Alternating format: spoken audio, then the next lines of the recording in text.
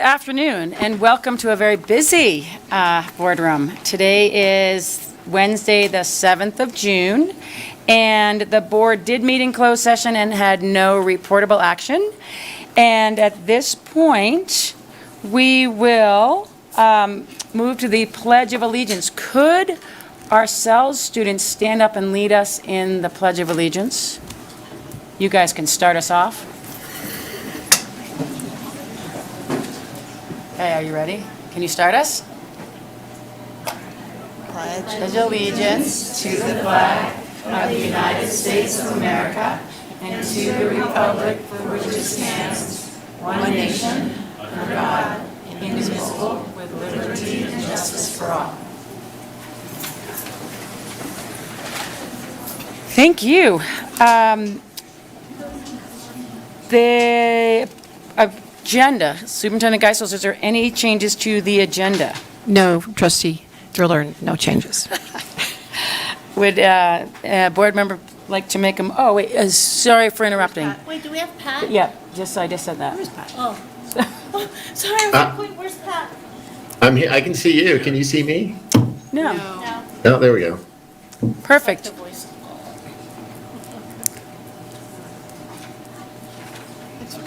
Well,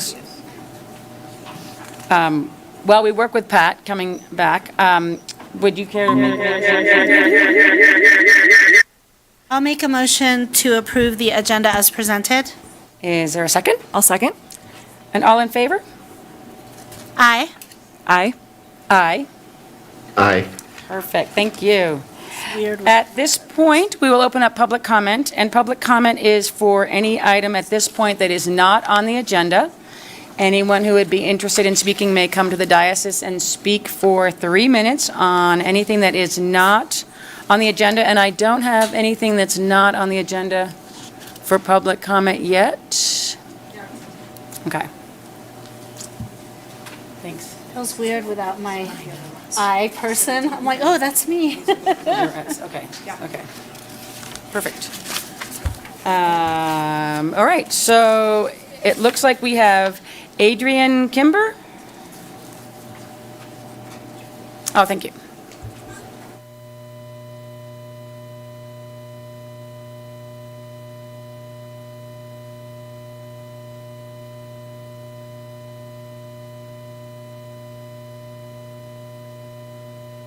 So push the bar and then the green light go on? Hello? Yep. Okay. Good afternoon. My name is Adrienne Kimber. I'm a Truckee resident, mother of 2 kids in our school district, and the adult mentor of the Tahoe Youth Action Team, who presented a resolution to establish goals for energy efficiency, clean energy, and carbon neutrality in the schools on April 26th. I just wanted to thank the board for all of their responsiveness so far to the resolution. We're excited to hear about the sustainability efforts at the district at a future board meeting coming soon, I think, and I wanted to just ask that you appoint a liaison from the board to communicate with the team. I think they have a lot to contribute, and if there was a person that was dedicated to communicating with them, I think that would facilitate the contributions that they could make. Thank you.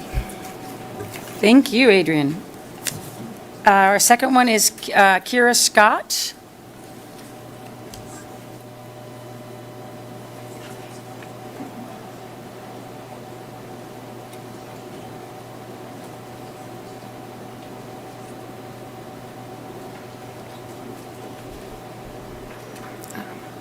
Is this on? Okay. Good evening. My name is Kira Scott. I'm a junior at Truckee High School. Bear with me because I'm basically just going to emphasize what Adrian said. I'm here to represent the Tahoe Youth Action Team, which was a group of 4 students that presented our climate resolution at the April 26th board meeting. As we previously requested over email, we really are just asking the school board to appoint a liaison to communicate with us so we can further enhance communication and collaboration to adopt this climate resolution. And we would really like to thank the school board for planning the energy presentation later this year. We think this is a great first step to establishing a baseline of TTUSD sustainability efforts currently and our baseline carbon emissions. And we are looking forward to collaborating with you all further. Thank you. Thank you. And is there any other public comment at this point before we close public comment? Thanks. Public comment is closed.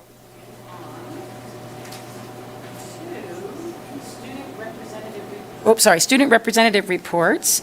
And with the beginning of the new year, we have some new members, I do believe. So from Truckee High School, do we have Noah, Ocean, and Mia here? Marvelous. Come on down and welcome. Is this your first one? Yeah. Marvelous. You got it.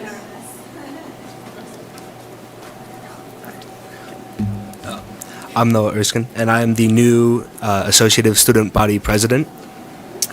My name's Ocean. I'm the new ASB Secretary. And my name's Mia, and I'm the new ASB Treasurer. Yeah, so we're just going to tell you some of leadership in Truckee High and what we've been doing. Now, the seniors put on a spike ball tournament right before graduation as kind of like a fun little event. And we also recently had our elections. I am the president. Angie Islas is the vice president. Ocean is the secretary. Me is the treasurer. Reese Hoffman is the parliamentarian. And then for our senior class, Ryan Phelan is the president. Gavin Cole is the vice president. Brittany Orgel Sanchez is the secretary. And Parker Bias is the treasurer.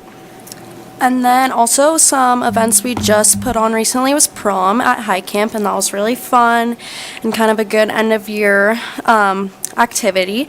And then we also just recently had the senior fashion show to raise money for the senior class, and then also just bring in the community to our school. We also recently had an event called 7 on 7, which is the start of the football season. It's spring practices. And then our leadership put on the end of the year rally, which we had our MCs and some of our other leadership rally positions moved down to some of the younger kids so that they could take over for next year when they leave. And then we announced our new mascot, really exciting. And then they're going to talk about some upcoming events we have.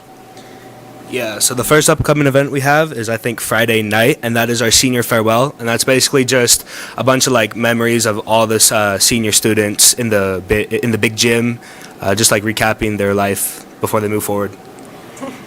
And then also we have graduation, obviously, and that's either going to be inside or outside, just we don't know due to weather yet. But either way, it's going to be a really good event and super fun, and yeah. That's all.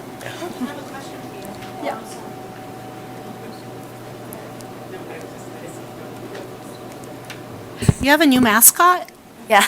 Yeah. Meaning no more Wolverines? No, so it's still the Wolverine. We just got a new mascot suit because the old one Thank you for smelled really clarifying, because half of Truckee just lost their mind. bad. Oh, yeah, sorry. Should have Okay, specified. so new outfit for your mascot. Yes. Thank you. More updated one. The last one was Perfect. stinky.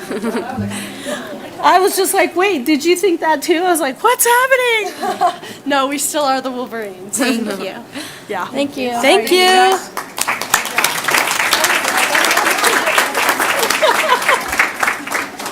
Thank you. That was awesome for your first one. I appreciate that you were here. North Tahoe High School, we should have Ulysses and Valerie. Are you guys here? Oh, welcome, welcome. Yeah.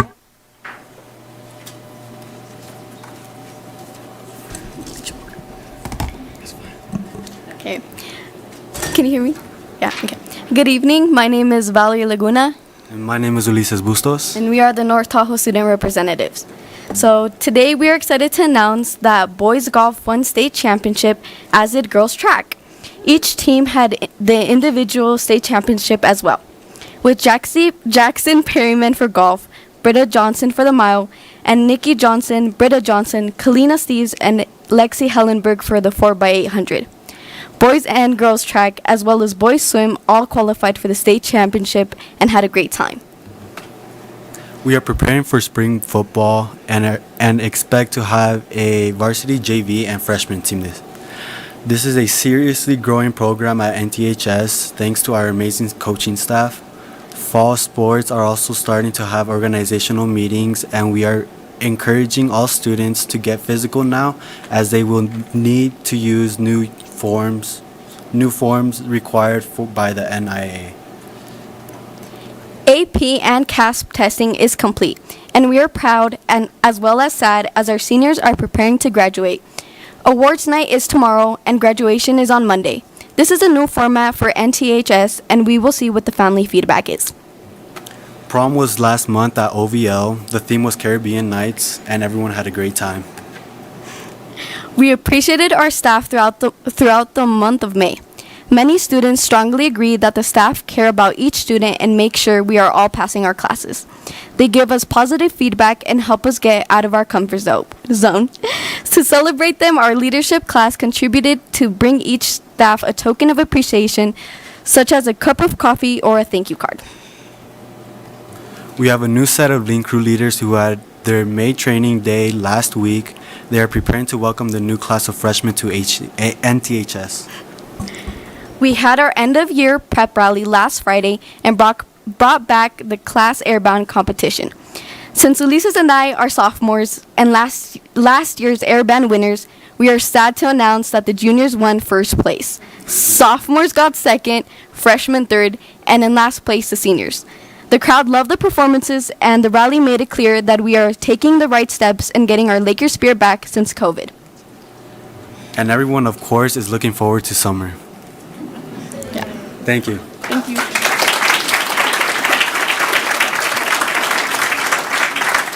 Thank you for that. Okay. And then our Sierra High School, John Carlos Martinez is not able to make it tonight, but he is normally going to be our student representative. At this point, we will move on to our school showcase, which I will just pass it over to Superintendent Geisel. And I'd like to introduce Mr. David Manahan, who is here as principal of CELS with the CELS School Showcase. Hello, I'm David Manahan, principal of CELS, and I haven't presented in a long time to all of you, so this is kind of nice. We wanted to have our students pretty much showcase what our school's about. So most of you know a lot of the different things we do, but one of the unusual pieces is we integrate a lot of our curriculum into what we call expeditions. And so we mix half the year, we do social study standards mixed up with a lot of other literacy, and then in another semester we do the science standards.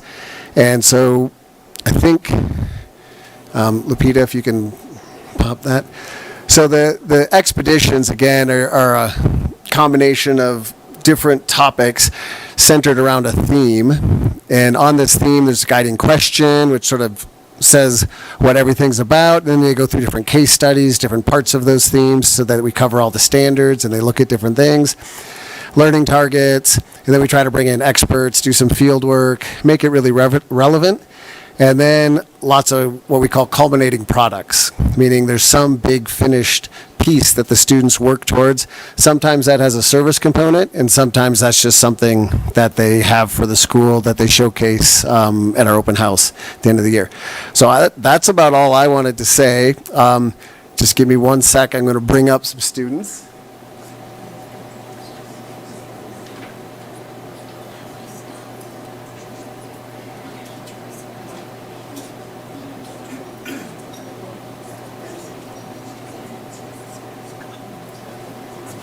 So you three stand up. Okay, let's see. This thing's here. You guys are too small. Stand right over here. Can they stand here and still be on camera so they're not behind this? Yeah, this one? Yeah.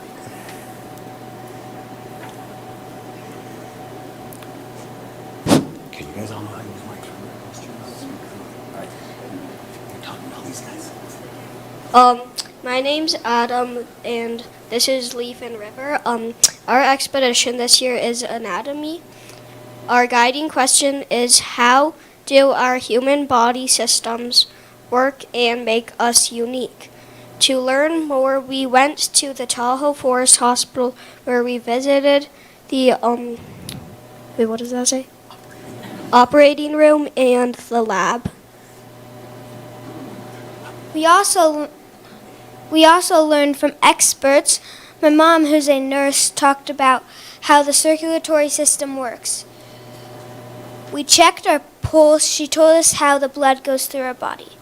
We also had a physical therapist talk to us about the muscular system.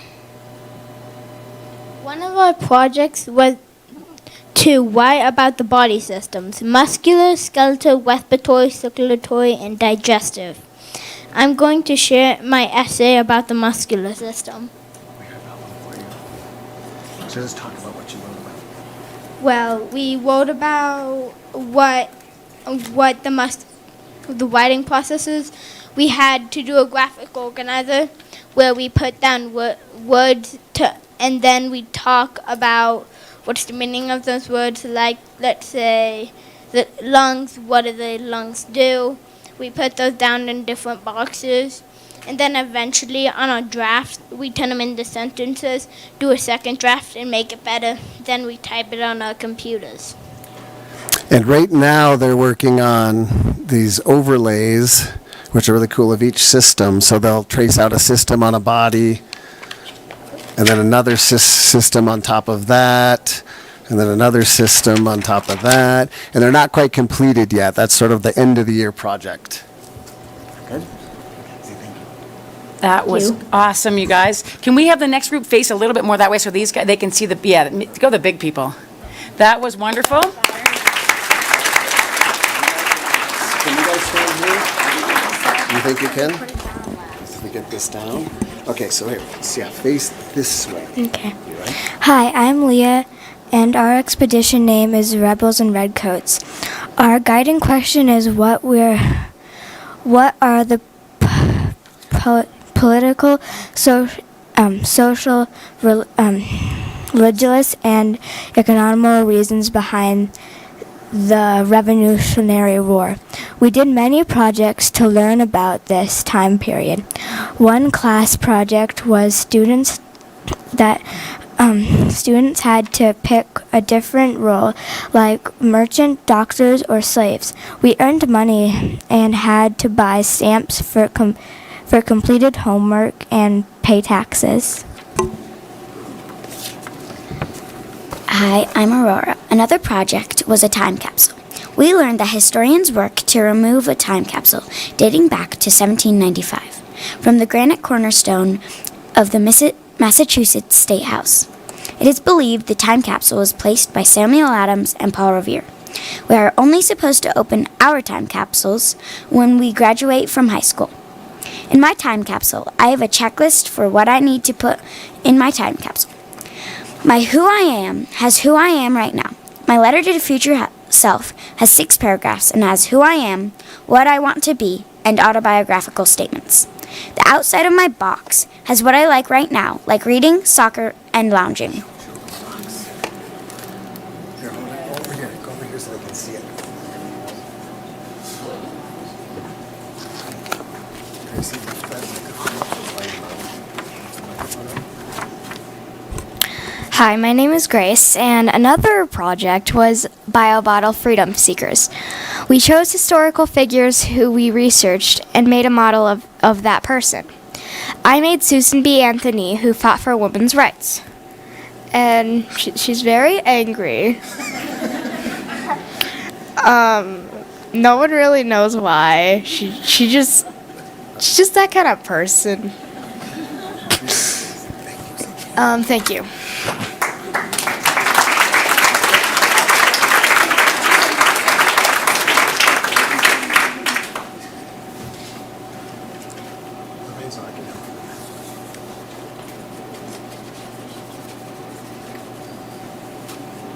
Chat, lift up the microphone so it's right by your mouth. We are the 6th graders, and our expedition is Weather We Change. We studied chemistry behind climate change and weather. Today we will be talking about different projects we have done throughout this expedition. To start off our expedition, we made snow shelters because if you don't know already, there's a lot of snow in Truckee. Before we began to build our shelters, we had a specialist come in and showed us how snow shelters can stay warm and the chemistry involved. From this lesson, we learned about snowpack and the weather and climate in Truckee. Because of this, we learned the basics to climate and weather. After we learned about climate and weather, we studied greenhouse gases and how they affected our atmosphere. With this newfound knowledge, we created a poster with the good and bad events involving greenhouse gases. In the process of creating our banner, we had to research what to use as our event and color code based on how the greenhouse gas was increasing or decreasing. After we color-coded and drew our event, we had to place our event on the timeline starting in 1850 and ending in 2023. This banner that we created was on display at Palisades Tahoe during Earth Day. Nearing the end of the year, we are working on our podcast for Celebration of Learning, where parents and community members can come and see all the products we've made representing the learning we have done throughout the year. We traveled to Watsonville and Santa Cruz, interviewed our experts, and learned so much about climate change. We then started working on our podcasts. The episodes for our podcasts will include how climate change impacts extreme weather and oceans, renewable energy, solutions and adaptations, electrified transportation, and soil regeneration and farming. One of our classmates, Griffin, created a mix-up of all our podcasts so we couldn't share the whole thing in the 37-minute podcast. Instead, we prepared a 1-minute short of the overall idea of what the podcast eventually will be ready to release the podcast and share our episodes at Celebration of Learning.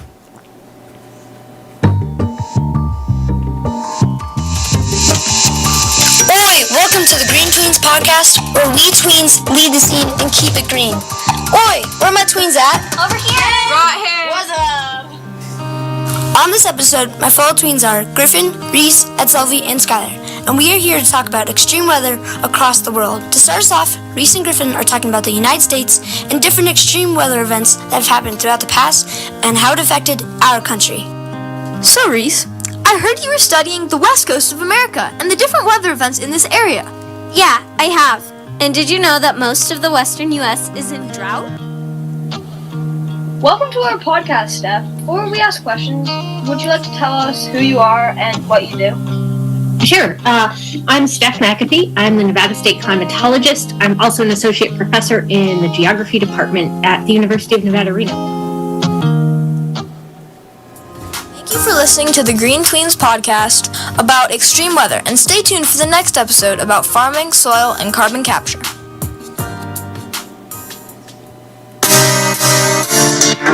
Hello.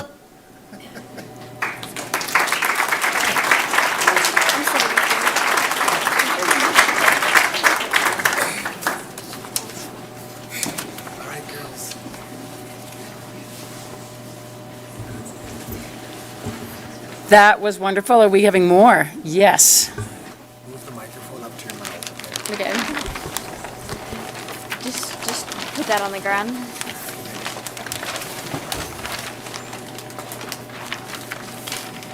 You go. Mine? Okay. Probably just go. Hello, my name is Ella Wetman. And my name is Lexi Dennis. And we are 7th grade students from Sierra Expeditionary Learning School.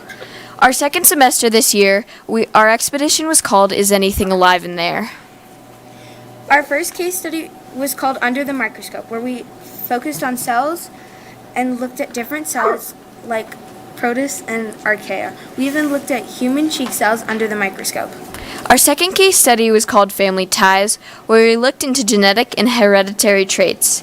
We learned about Punnett squares and Mendelian traits that focused on genetics that were passed down.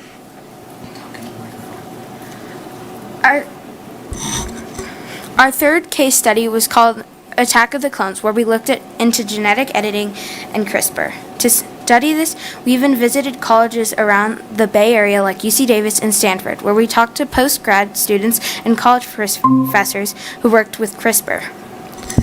All year, as the year progressed, we learned more about genetic editing, and for our final product, wrote a letter to a senator listing the risks of genetic editing in our country, like enhancement and cloning.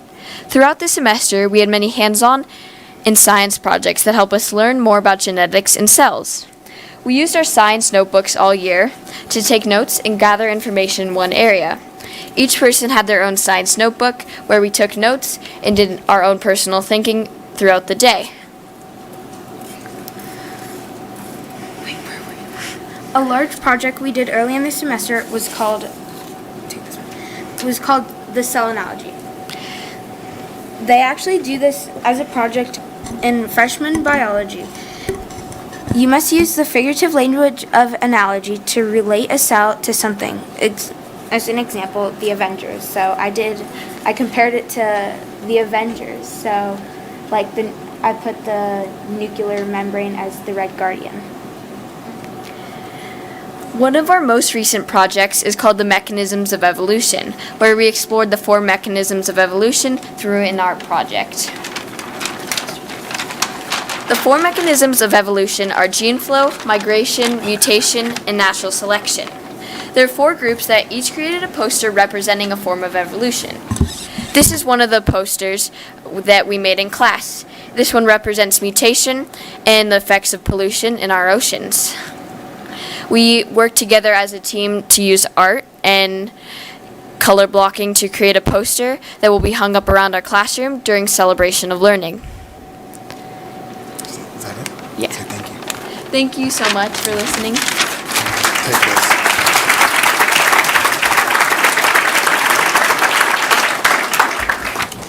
So just to close it up, they've mentioned celebration of learning, so anyone's welcome to come. It's our open house. We have 2 per year. It's next Thursday at 5:30. We have the campus and all the classrooms open, and generally the students bring their families and they tour them around, and there might be activities that they do, but certainly anyone's welcome to come and see what the student work is and sort of celebrate their learning over the last semester. So appreciate you having us here. Thank you.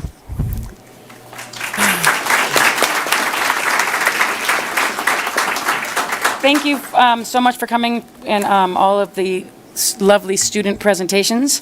Thank you very much. And now, moving on to our superintendent's report.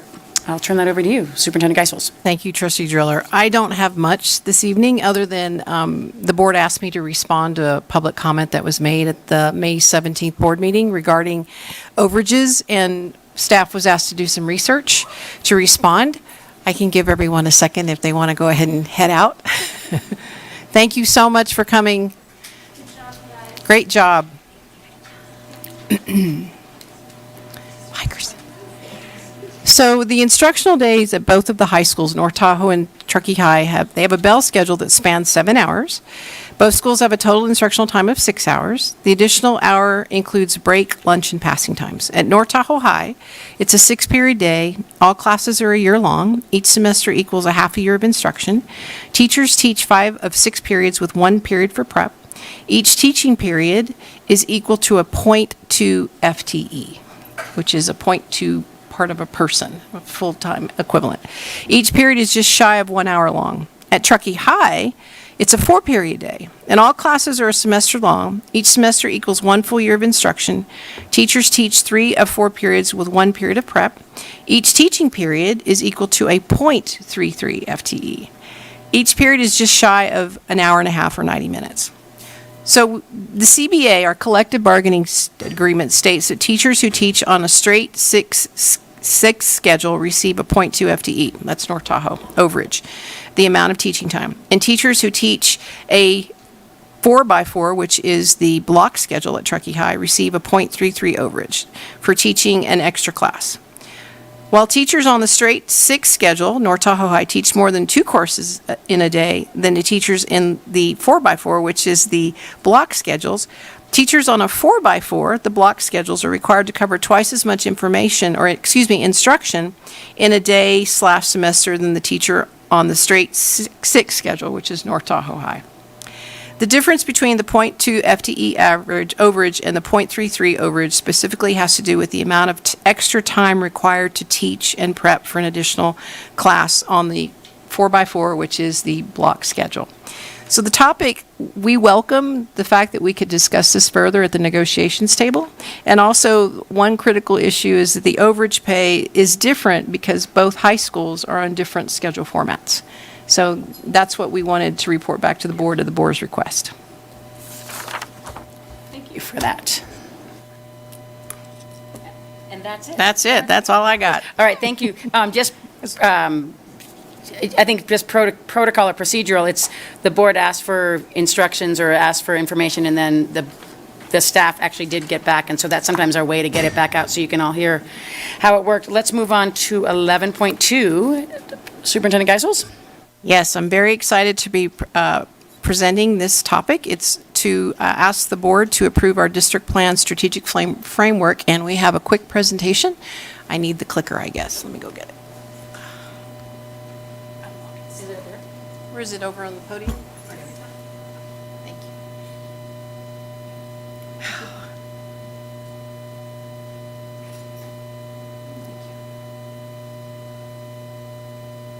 This is a new one. So tonight I'd like to provide a summary of how we got to where we are with the strategic plan in our draft, and hoping that the board would approve our first draft. First and foremost, I would love to thank everyone that was involved in this, our strategic plan task force, our principals, our parents, our students, a board member, our cabinet level. We had so many people that helped us with this. So here is our big picture and where we're at.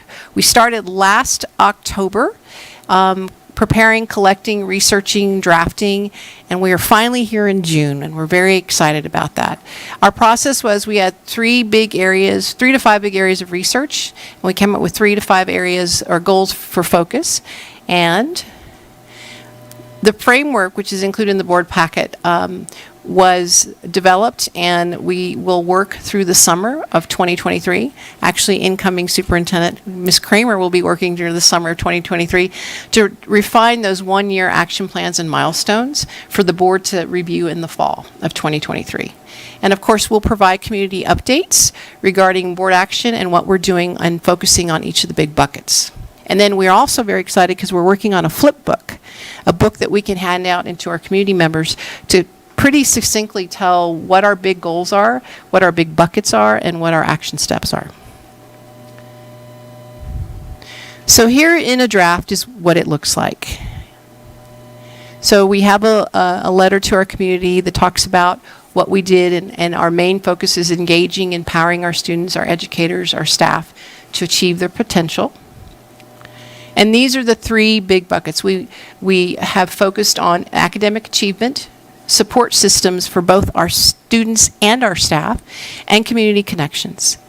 So these were really well thought out and discussed over the course of the year with our strategic plan task force.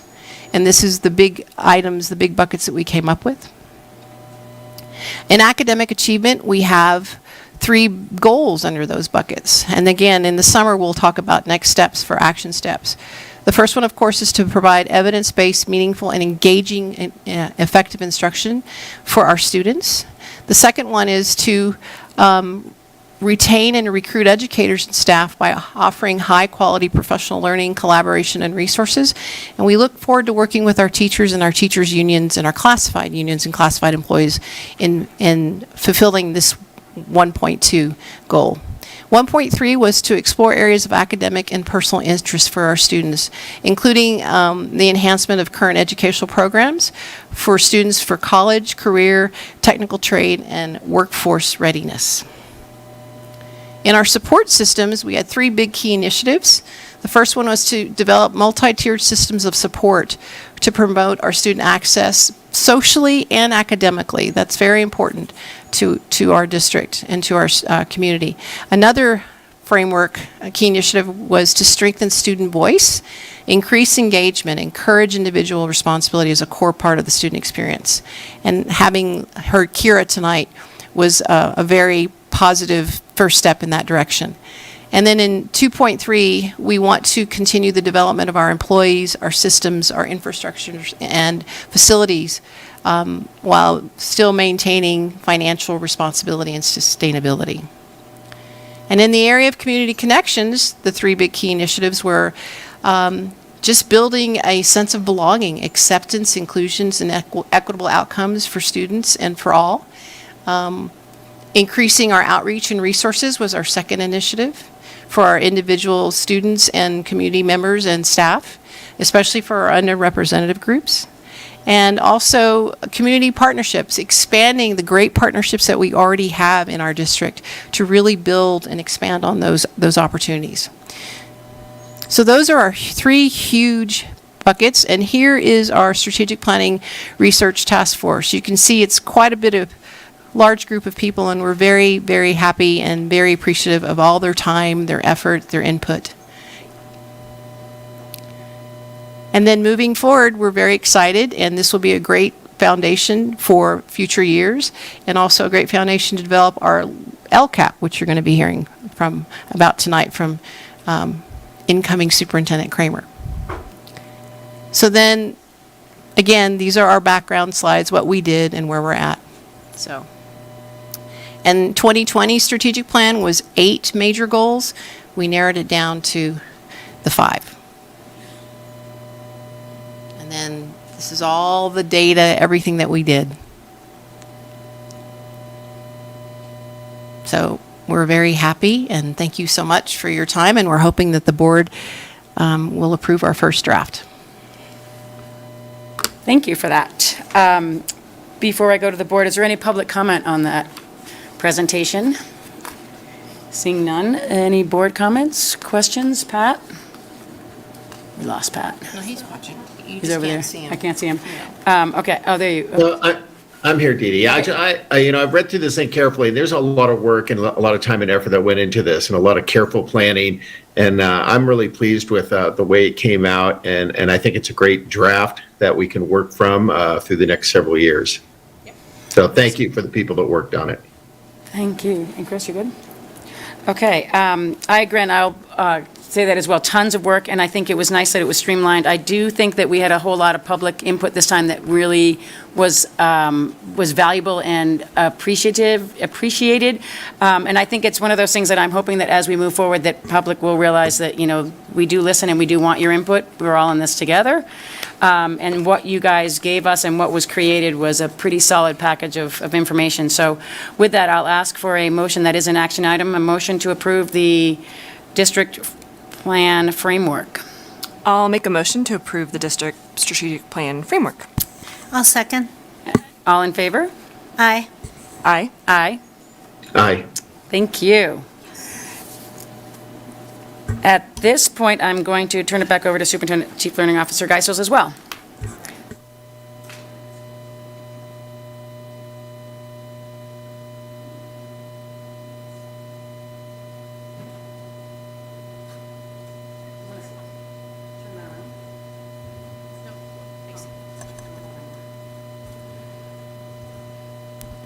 I have a lot of helpers tonight. I'm recovering from a pretty major surgery, so I'm moving a little slow, so I apologize.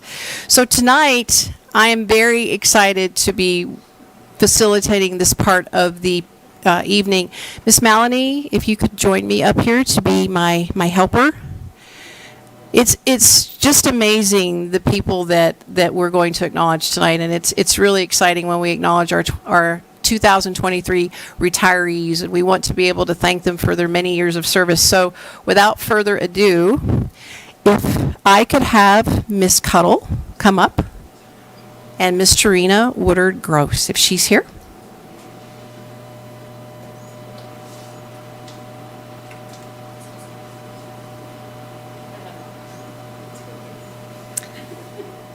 I know I was supposed to not write notes, but I knew if I didn't, I'd cry through the whole thing.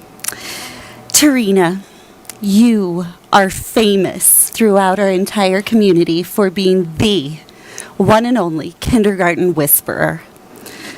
You are the role model to so many of us. You are a role model as a teacher, as a parent, and as a colleague. I've learned how to be an eagle from teachers like you and from you. You lead with everything you do, with kindness and compassion, and you build every single person up to be the best version of themselves. There are middle and high school students who still identify you as their safe, caring adult, and I can say you're one of mine too. I will never see a rainbow, a chick, a large goldfish, or simply any kindergarten student without thinking of you. Thank you for everything.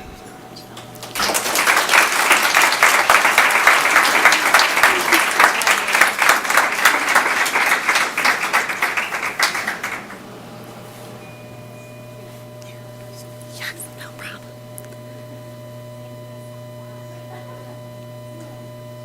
Okay. Rachel, Jean Fournier, would you come up?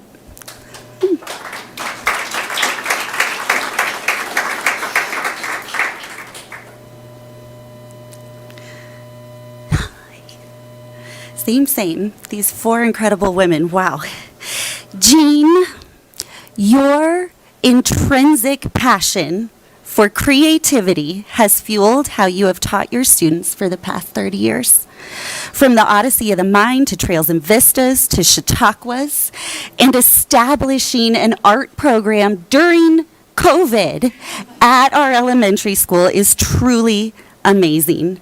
You have inspired countless budding artists, from students to adults to grandparents who sat by their kids watching you on a screen. You have mentored many of our staff members who will live on at Glenshire and work on at Glenshire after you, and you are always willing to share your knowledge. Anytime I see a pinwheel or a costume in a closet or a mosaic, or especially a hawk out in the meadow behind your classroom, I know I will be thinking of you. Thank you for everything you've done.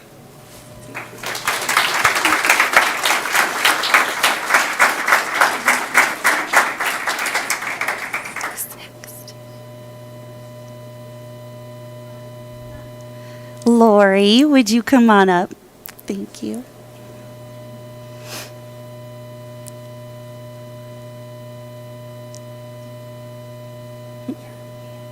Okay, oh yeah, hold it.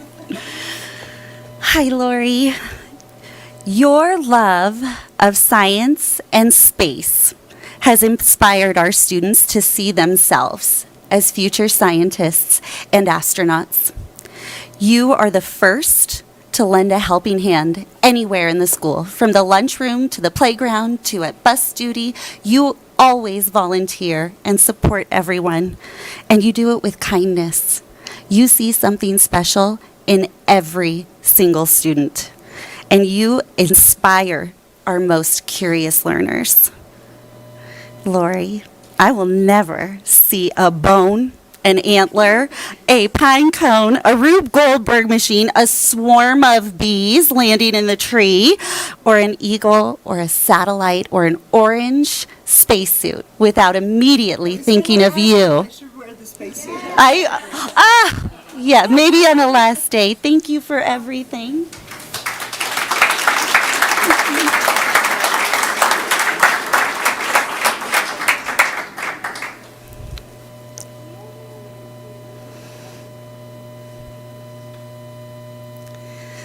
All right, Rachel.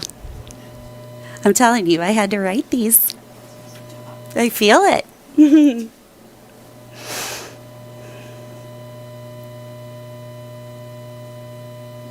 Okay. Hi, my friend. Wow.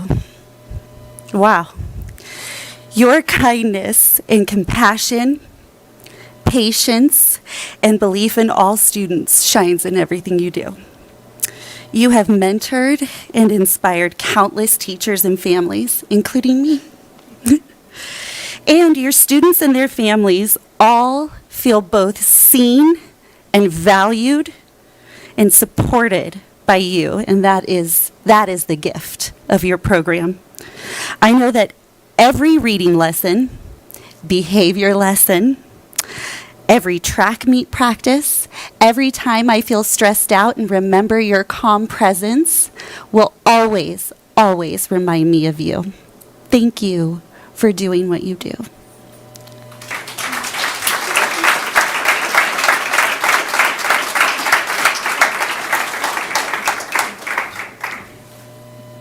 Okay. Am I good? All right.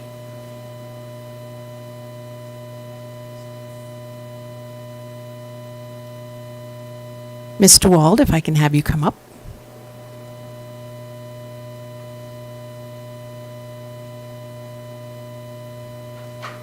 Hi, my name's Jenny DeWald. I'm the principal at Kings Beach Elementary. We are going to celebrate 3 people this evening, none of whom, unfortunately, are going to be here, but we're going to honor them. They're remarkable. So our first one is Emily Hart. She's our PE teacher and has been for many, many years.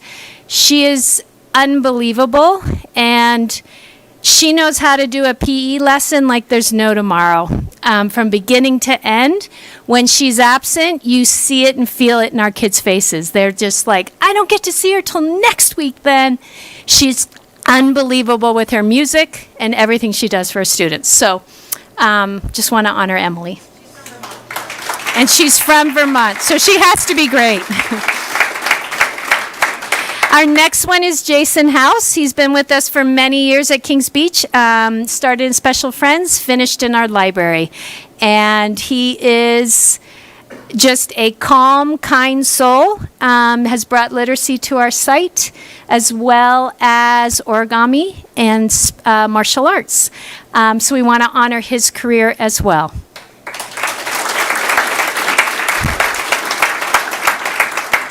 And I don't believe... Kat, are you? She's coming to join me on this. Or you don't have to. So we're going to recognize Anna from our kitchen. She is phenomenal. If we were an open campus, I would invite you to come eat at our site. She provides just incredibly good food for our students, and she has just nourished our staff and our students and our community. So again, another remarkable career of service for our community. Do you want to add? Just real quickly, Chef Anna has provided a remarkable 24 years within food service. She worked at North Tahoe, she worked at Alder Creek, she worked at Kings Beach.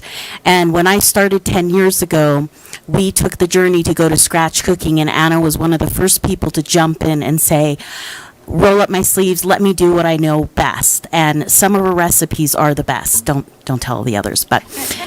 Wait, she lives past Carson City. She would have loved to have been here tonight.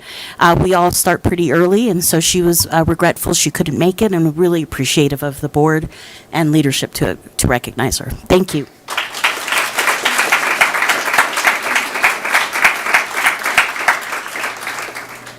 Mr. Lindeen?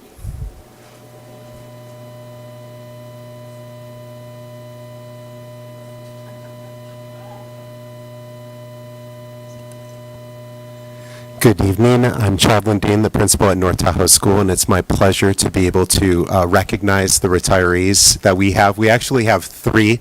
One might not come up on the screen. I noticed that it's missing. The name's missing. The first for us is Lori Eggstaff. We actually have 2 instructional assistants that are retiring this year, and I'm very stressed about how we're going to replace them. Our classified staff are so critical to the functioning of our school, and Lori is an example of that. Lori is an expert in math. She has a master's degree in English language learners. I don't know how we have her as a classified staff member. It's hard. You'd be hard pressed to see the difference between her and the certified teacher in the classroom. She's just helped so many students, so I'm very grateful for Lori.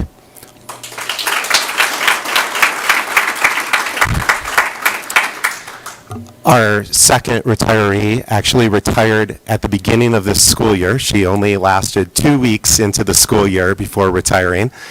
She moved up north, and that was the time to retire. But Terry Tagney was the front of the house at our school for 18 years. She was the first person that parents, students, and community members would see when they walked in. She smiled, put them at ease, solved almost every single problem, if there was one, before it would even get to the next person. We didn't know how we were going to get by without Terry. She was also kind of our spirit, dressing up for Halloween and all of the other holidays. So we miss Terry very much.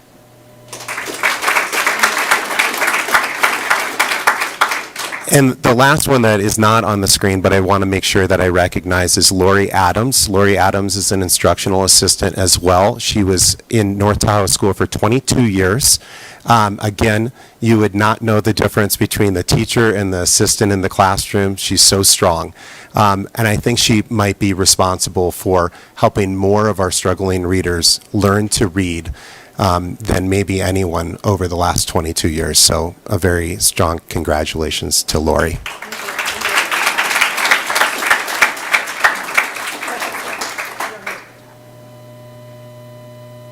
Ms. Vocek.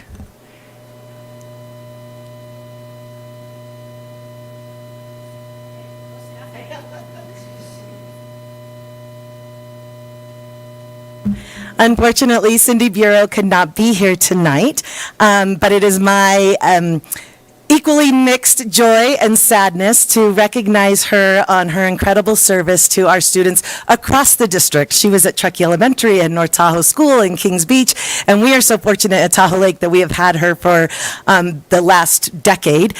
She is a powerful teacher who has given so much to her students, dedicated and on it every single day.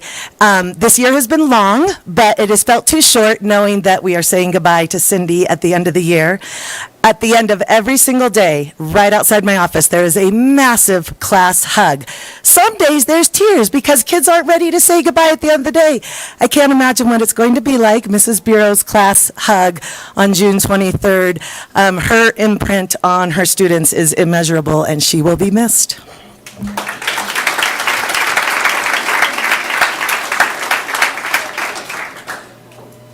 Ms. Colburn.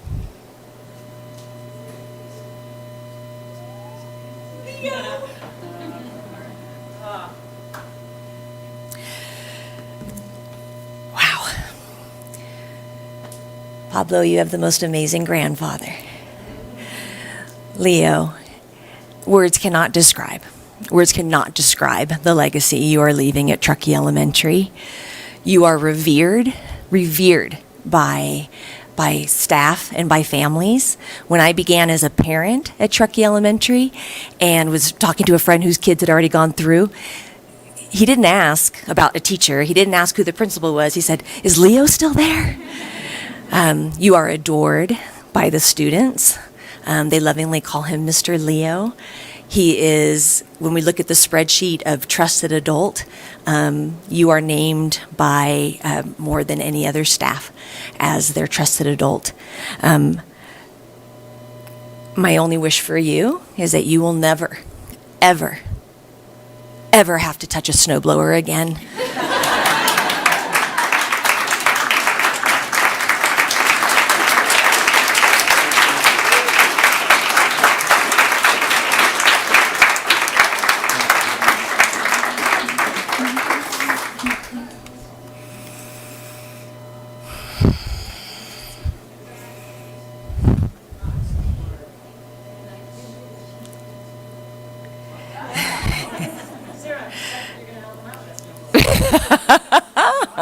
Oh, Sue. Oh.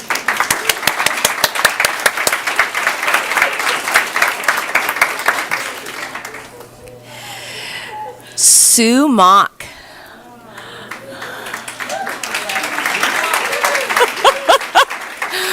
Welcome back to the gym.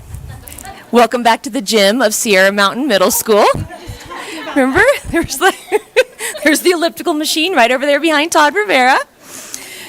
Sue, I have had the pleasure of working with you when I started in 1998. It's my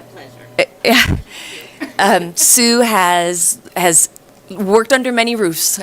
Sierra Mountain Middle School, moving to Alder Creek Middle School, mentoring as an instructional coach when I was the principal at Donner Trail. She led us in our work with science, and I was fortunate enough to have you back at Truckee for this last part of your journey.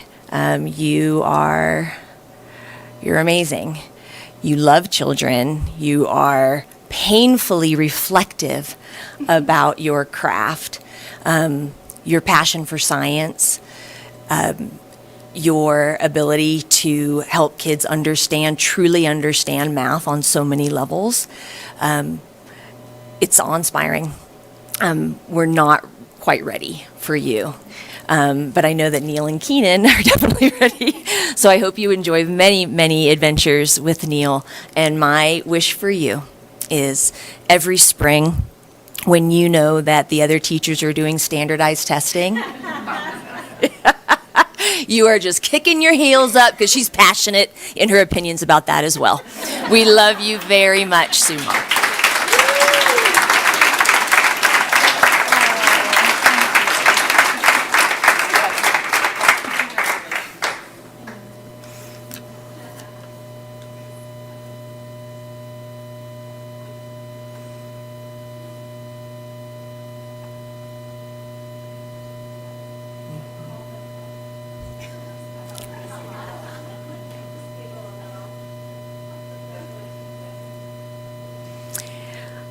and we have one more. Sue Smith is not here this evening, which I am so terribly sad, because she deserves to be honored. She was standing here just recently as a nominee for one of the classified employees of the year.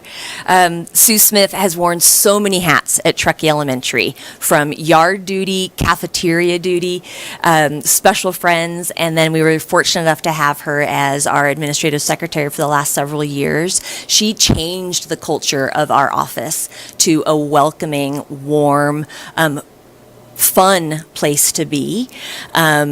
Sue will be terribly missed. She will be terribly missed because she's been known for managing a hop-in office between literally monitoring our students with diabetes. She is known for being the one person that can get that frequent flyer in the office back to class.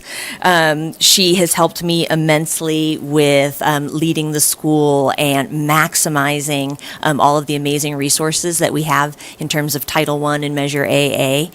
My one wish for Sue is that she will never ever have to call on the radio to Leo for another Code Brown. So here's to Sue.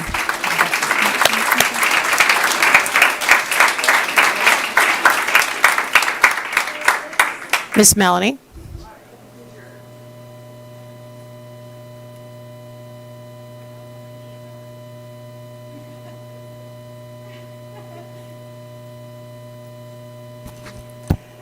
Similarly, Patty Cardoza was just up here as not only a nominee for Classified of the Year, but she actually won and recently went down to Placer County. So yes, let's first apologize.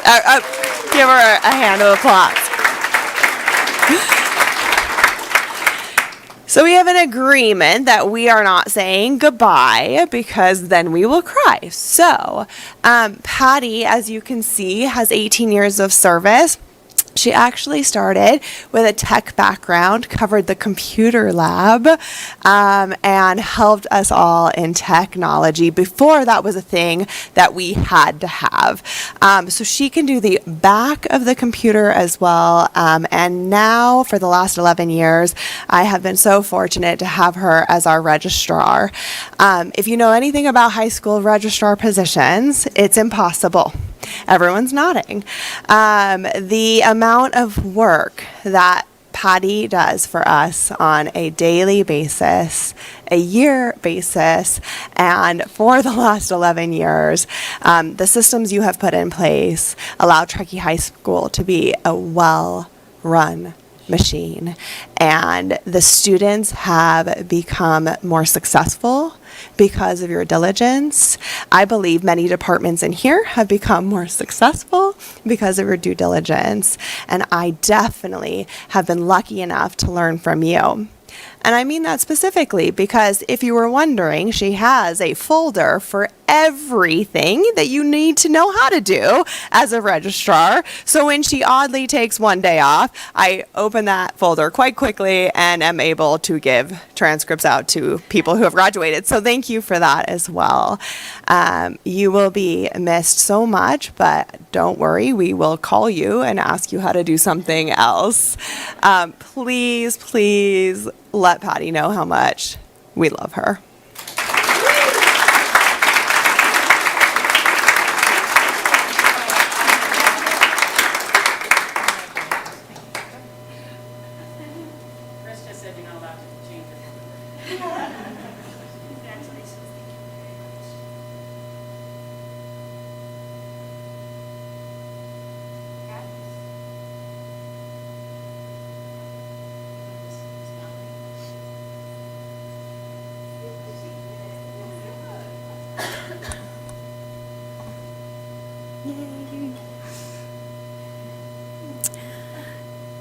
I have been really lucky to work with Sue the past decade. Sue has taught me what kindness, compassion, and patience means, especially under duress, not getting our produce, not getting our food on time, and making sure that everyone is well fed on time every single day with delicious ready-made food. Sue is the first to turn in all her orders. She's the first to call me and say, I don't think this is a really good menu idea. This is why. And we go back and forth. We figure out some great ideas. And she runs that kitchen oftentimes by herself, serving over 350 meals every single day. Not frozen meals, fresh meals. And by the time Sue gets our graduates and our freshmen, they devour that salad bar like no tomorrow. And it's really delightful to see because we're chasing the little ones early on to say, eat your produce. And Sue makes it so appetizing and appealing and presents it so well every single day that everyone devours it. You're going to be really missed. And we're counting that timeline at 6 months because she can come back as a sub. And we will be calling you. So thank you. Thank you, Sue. We love you. Thank you.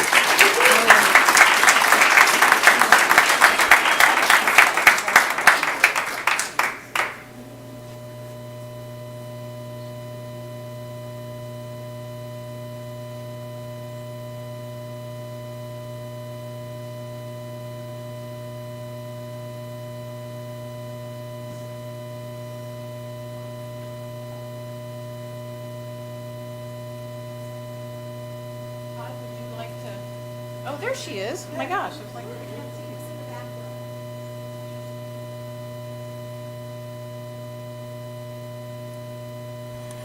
Good evening. I'm Nanette Rondo, the Director of Transportation, and I am hugely honored to acknowledge Lynn Potts. So, Lynn, I have just a couple of words for you. In your tenure as a bus driver, all of 16 years, you have taught us mostly the importance of having a sense of humor. You've encouraged us on many days while it's snowing and raining and foggy. You've challenged us, you've inspired us, you've guided us, you've praised the newcomers that come on board. You've mentored us, you've taught us a lot about chickens since you've moved to the Sierra Valley. You've upheld the safety of students, even when it was most difficult. Your departure is leaving us with a huge void. I tried to think about and quantify how many times you've chained a school bus, and I stopped counting at 500, and I thought, wow, that is a lot. I remember when we first interviewed you, you said, well, I don't like to start early, and I don't like to work late. And I thought, oh my goodness, how is this going to work? And we actually started you on one of the most difficult routes, the West Shore, for all the lakeside schools. And I know the principals will hugely miss you. And you definitely are leaving a legacy in our department. I know that you won't have to chain a school bus anymore, but if you'd like to come back and help, we'd love to have you. Congratulations, and we're going to miss you.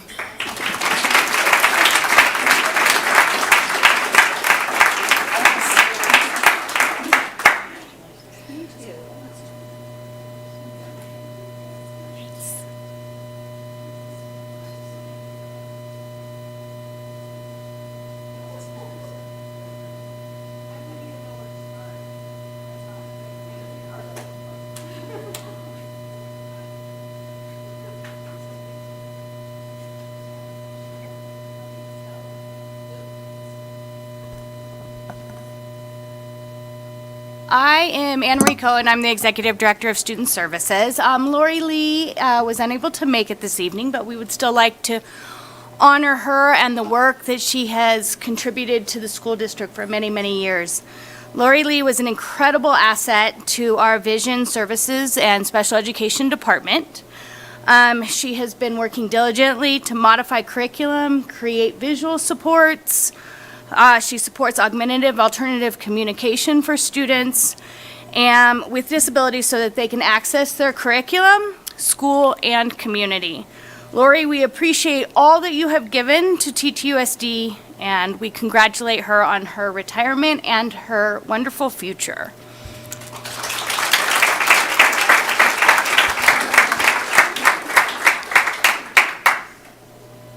And last, but certainly not least, and she couldn't make it this evening, I would like to acknowledge Joan Zapatini. After 9 years of service, Joan is retiring as our Director of Human Resources, and I want to congratulate and honor Joan for all of the hard work, all of the conversations, all of the items that she worked on during her 9 years, and we will miss her, and we are so excited for her new chapter. So if you could join me in a round of applause for Joan Zapatini.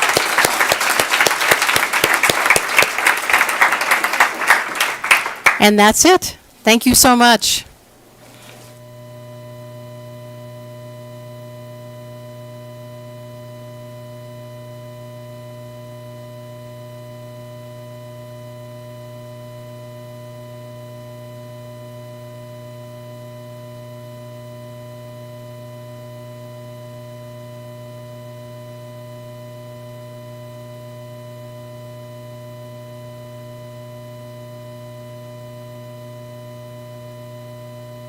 We're just going to wait a sec till everyone gets a chance to move out.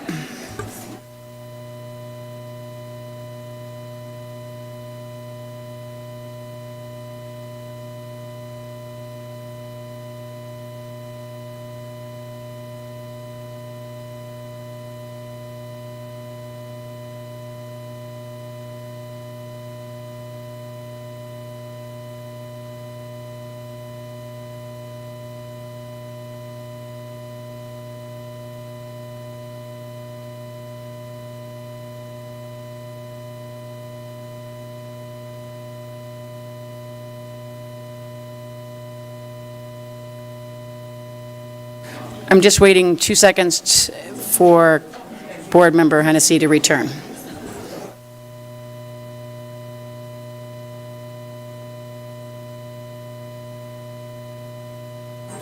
Am I better?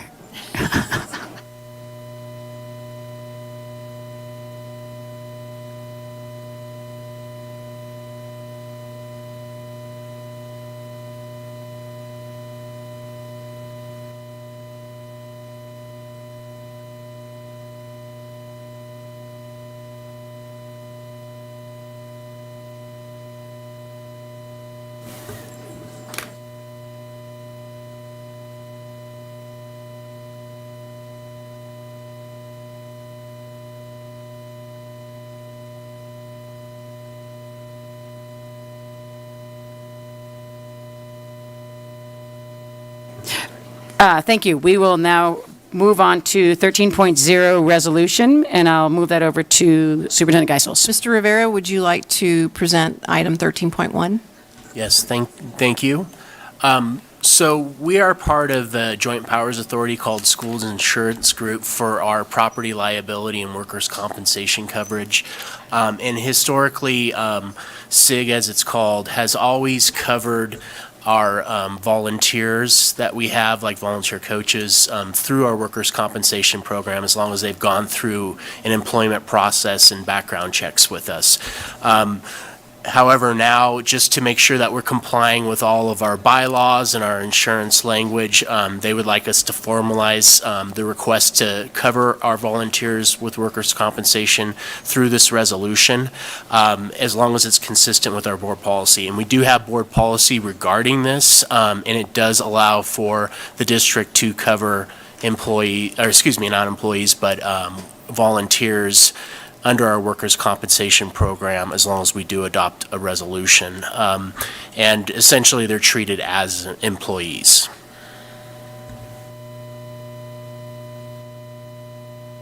Thank you for that, Mr. Rivera. Is there any public comment on that issue?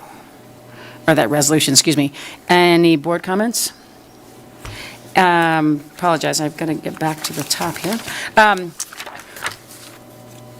Thank you for the clarification on that. And at this point, is there a board motion to approve? I'll make a motion to approve resolution number 312223 for general liability coverage and workers' compensation for volunteer personnel. I'll second. Thank you. All in favor? Aye. Aye. Aye. Aye. Thank you. And I do think there was a question in the homework that you answered on that, wasn't there? Was there a question that was answered? No, not on that one. Okay.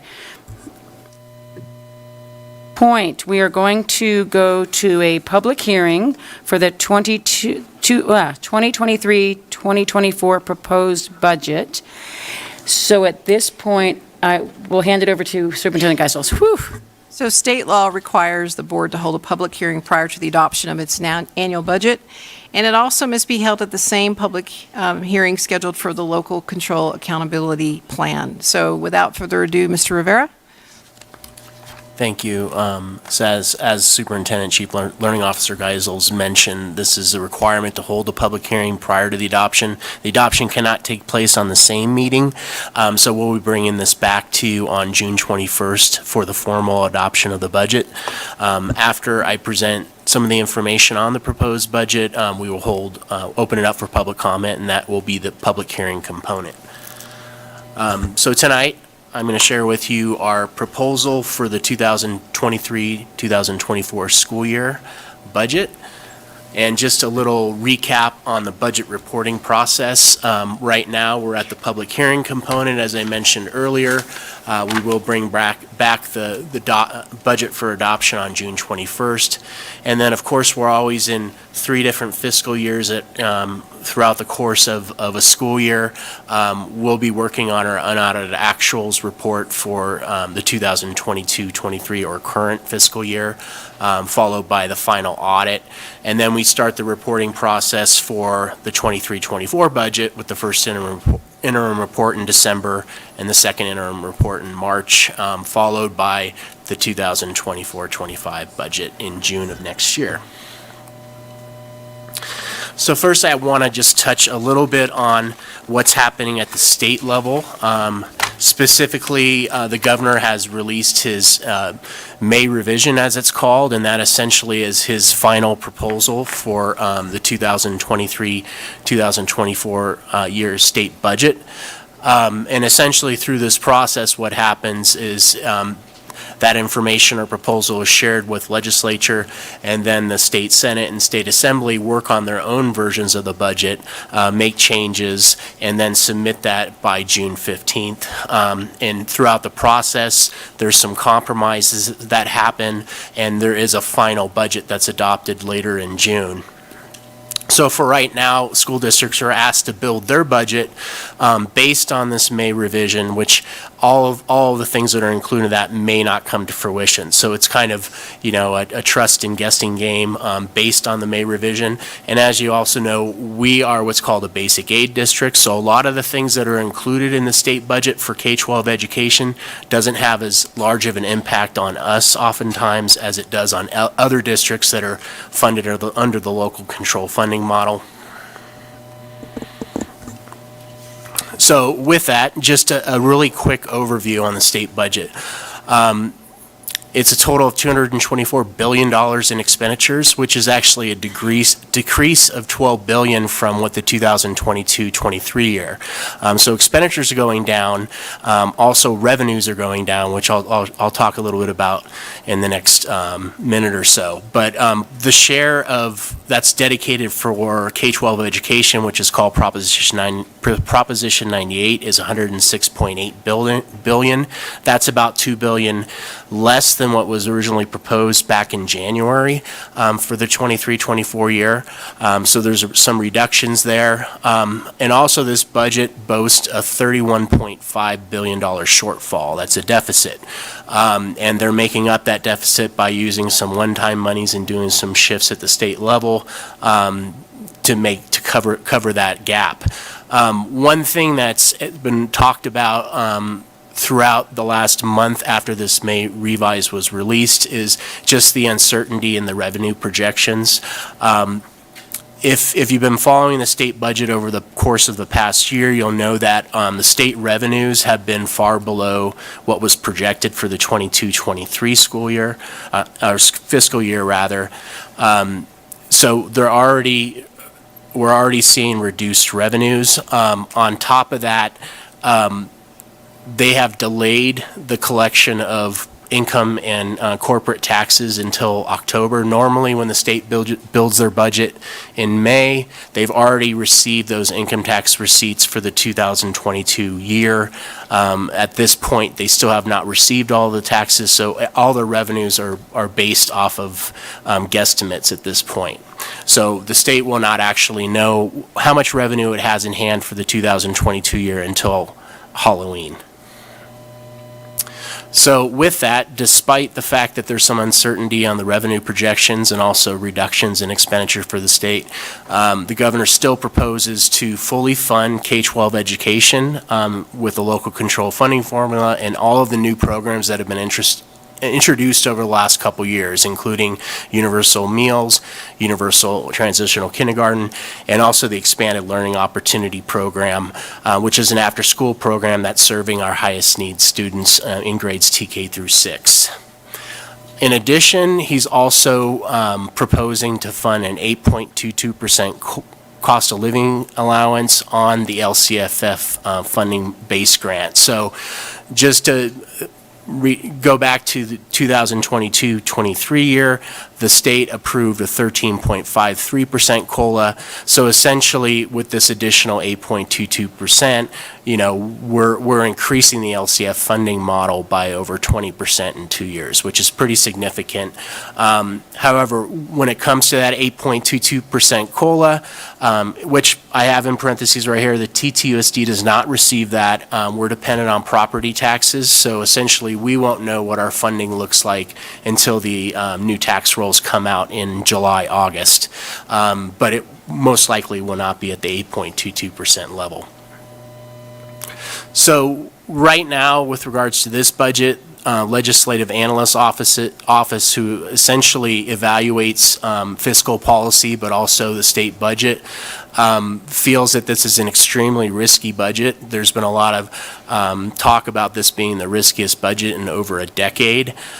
We've had some very good years where revenues continue to exceed expectations probably over the last 5 to 6 years. That has definitely come to an end. And what the legislative analyst office is saying is that the state is way over projecting their revenues in this upcoming year budget by as much as $11 billion, which means if the LAO is right, then our deficit or shortfall is more like $42 billion. With that, they're also saying that at this point, the state really shouldn't overextend itself and should not be funding more than a 5.1% COLA at the max. So the way the governor's looking at this is that additional 3.1%, the difference between 8.22 and 5.1%, he is looking at clawing back some one-time money that was awarded to school districts in the 2022-23 school year. So essentially, he's looking at paying this additional ongoing COLA with one-time funding. And I'll talk a little bit more about that as well. Now to the 2023-24 state budget. And one thing I also wanted to mention, I forgot to state this at the beginning, is I just want to recognize and introduce Angie Morales-White, who pretty much is all the work behind this and put in a lot of time throughout the last several weeks in just putting this together. And also Laura Rowe back there, who's my assistant and has supported us along the way of the process. So, sorry I didn't mention that before.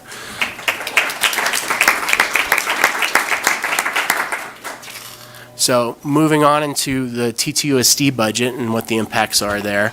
As I mentioned, how the state impacts us isn't always the same as it impacts other districts, but the one thing that it does impact us is with this proposal to reduce one-time monies that have actually already been awarded to school districts. And in 2022-23, the district received what was called the Arts, Music, and Instructional Materials Block Grant. We do have a plan for that money. It was to adopt instructional materials over the next 2 years.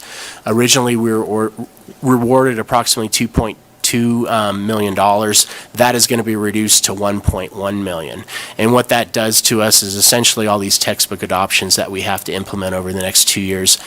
We have half the amount to do it with, and we're going to have to tap into other funding sources in order to do that. Specifically, our lottery reserves that we actually maintain for those types of purposes, it's going to deplete those reserves for us.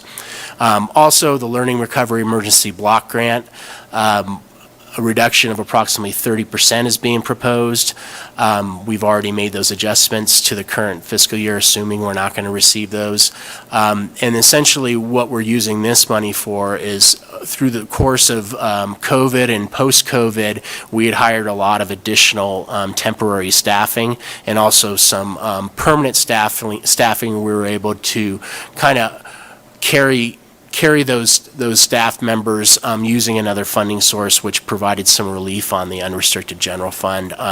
So that is just limiting our ability to do that for more than 1 year. And then also there's just lost opportunity. That money could have been used for new programs, even on a temporary basis, to help and support students.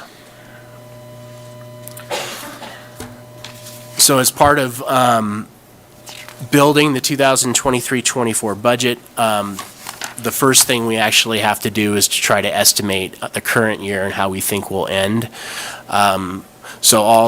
This is essentially our last budget revision. The last time we shared a budget revision was at second interim in March. And this is essentially trying to clean up all of the changes that have occurred since March and try to estimate how we'll end up with our fund balances.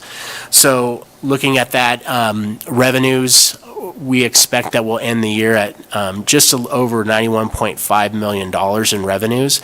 At second interim, we were at $94.6 million. And some of the main reasons for that decrease, the big ones are the Learning Recovery Emergency Block Grant reductions that I just shared, and then also the Arts, Music, and Instructional Material Block Grant. So that's a reduction of over $2.1 million. And then in addition, we did have, some reductions to our Title I and Education Secondary Act funding, as well as our ESSER funding.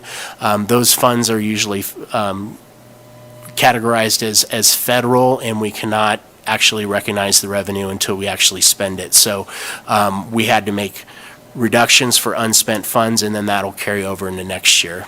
So those are some of the big ticket items. On the expenditure side, we expect to end about $87.9 million. At second interim, we're at $88.6 million, so we have gone down a little bit in our expenses. And a big contributor to that was the additional vacancy savings. We still have a lot of vacant special education instructional assistants, custodians, and bus drivers. So essentially, we had vacancy savings for this very last part of the year from March and through the end of the school year. One of the big changes that we experienced at estimated actuals was actually some increases to our expenses on the snow removal side. We've increased our snow removal budget by approximately $1.1 million since the second interim report. And then we expect our reserve to be just over $13 million or 15.03%.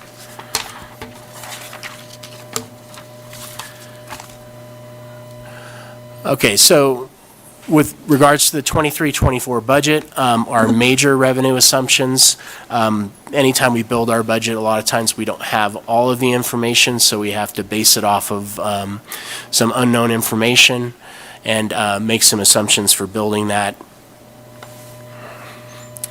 So one of the biggest assumptions we have to make every year is what our property taxes are going to look like. And that is relatively unknown at this point. Our property tax increases are based off of whatever the assessed value on the tax rolls are. So the assessor's office for Placer County, Nevada County, El Dorado are in the process of actually working on that right now. So we do connect with them, ask them for a snapshot of what they think that'll be, and we did get some numbers. So Nevada County gave us kind of a general countywide number of a 4% increase. Placer County gave us an estimate at this point, at the end of May, of about 5.1. Historically, we usually come in a little bit better than what that May projection is from them, so we have bumped it up a little bit. Placer County, we bumped up to 5.6%, and Nevada County, we bumped up to 4.5%. So that's an overall combined increase of 5.27, which is a lot higher than what we were projecting just a few months ago. Also, our Measure A revenue, which is another large source of revenue for us, is estimated at $5.65 million. And just to highlight too that the Measure A parcel tax does not fully fund the program allocations that we give to school sites. We actually do supplement that with district fund contribution of just under $1 million. And then some other areas for revenue assumptions are, we are receiving some one-time money called the Student Behavioral Incentive Funding. Student Behavioral Incentive Program, right? Health Incentive Program, which you'll hear us refer to as SB HIP.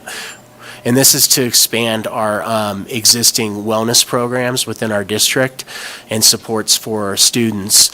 So we'll be working with that right now. We're expecting to get about $1.6 million in money for both the middle school wellness expansion and also expanding those types of support systems into our elementary schools as well.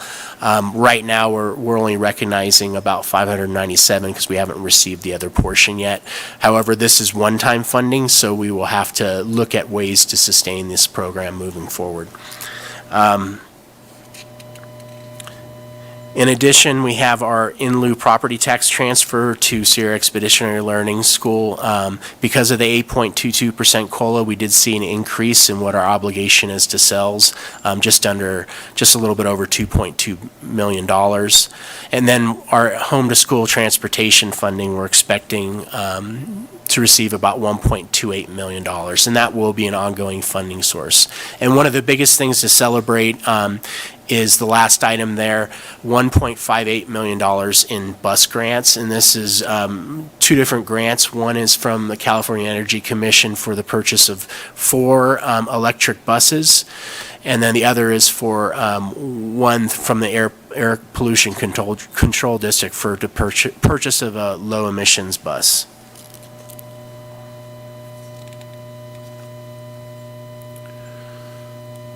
And then going on to the expenditure side, the actual cost of our step and column this year was 2.04% for certificated staff and about 2.25% for classified staff. And that essentially is the amount that, just on the natural, based on our salary schedules, that the employees move and get salary increases within the current salary schedules. And then our STRS employer contribution rates are at 19.10 for our certificated staff, and then our PERS, which is for our classified employees, is at 26.68%, and that has increased this year by about 1.3%. It'll continue to increase in the out years. There's really no projection on when the increases are going to stop. But just to give you an idea, that additional 1.31% comes with it a cost of about $165,000. And then we have just some of the general things that are ongoing in our budget. Chromebook replacement. We also are doing a security camera installation this year. Originally, that was supposed to be installed in 22-23. However, we had a delay in receiving those actual cameras, so we'll be doing that this summer. And then the big one for expenditure assumptions is all of those vacancies that we had in 22-23, we've added those back in. That's quite substantial. That's a lot of position savings that we experienced that are coming back into the budget. And then another thing I wanted to mention as well is I did make reference to the Learning Recovery Emergency Block Grant.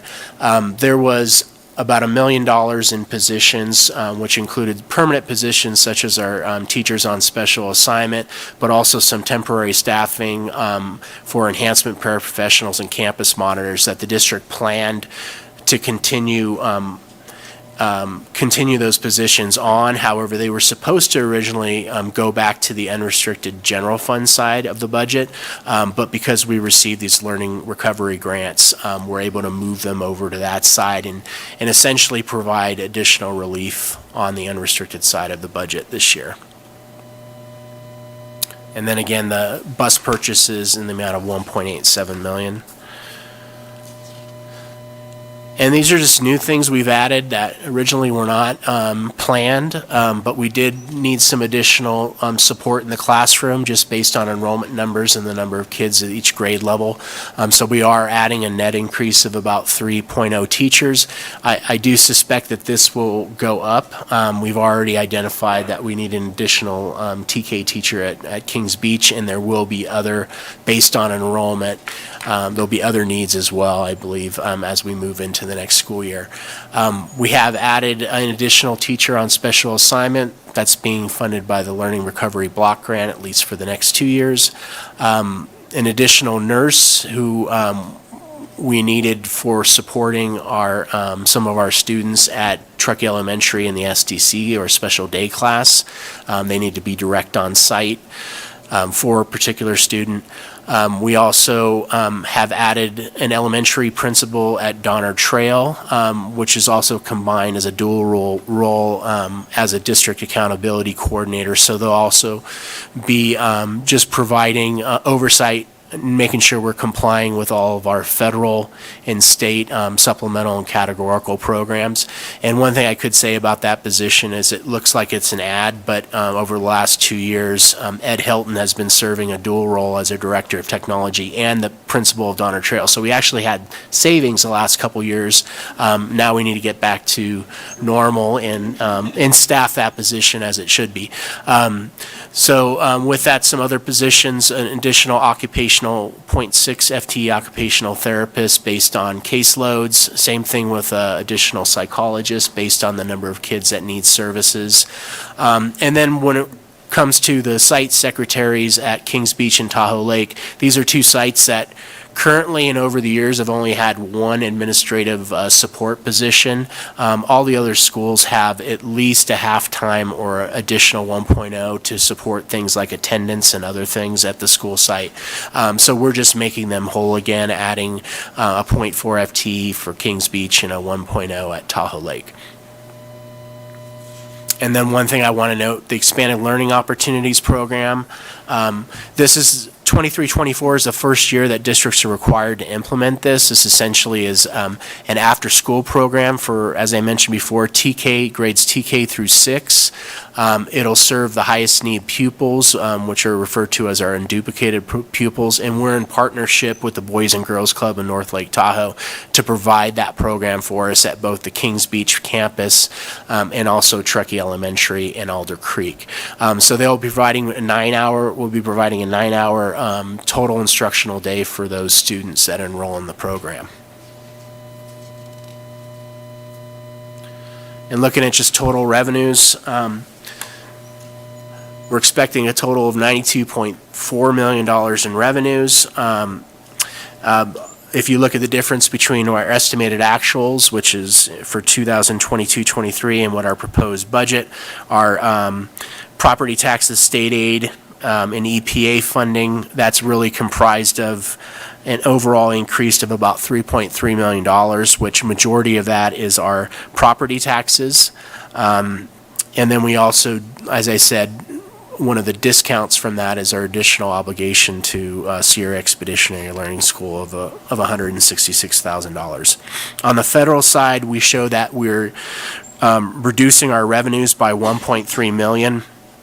A lot of that is just really associated with the ending of the ESSER funding that we received over the last couple years in our expanded learning opportunity funding from the state, which was categorized as federal. And then on the offset of that, we are seeing an increase to our title programs, Title I, Title II, and Title III, but that's really because of carryover from the prior year. On the state level, we see a pretty large reduction of $2.7 million. A lot of that is we're losing that one-time money that I talked about before, that Arts Music Instructional Block Grant and the Learning Recovery Block Grant. That amounts to about $3.35 million that we won't see in 23-24. And then we are seeing some other increases in our revenues. Transportation reimbursement compared to the prior year is up about $367,000. And we are losing some additional one-time monies that were awarded for special ed.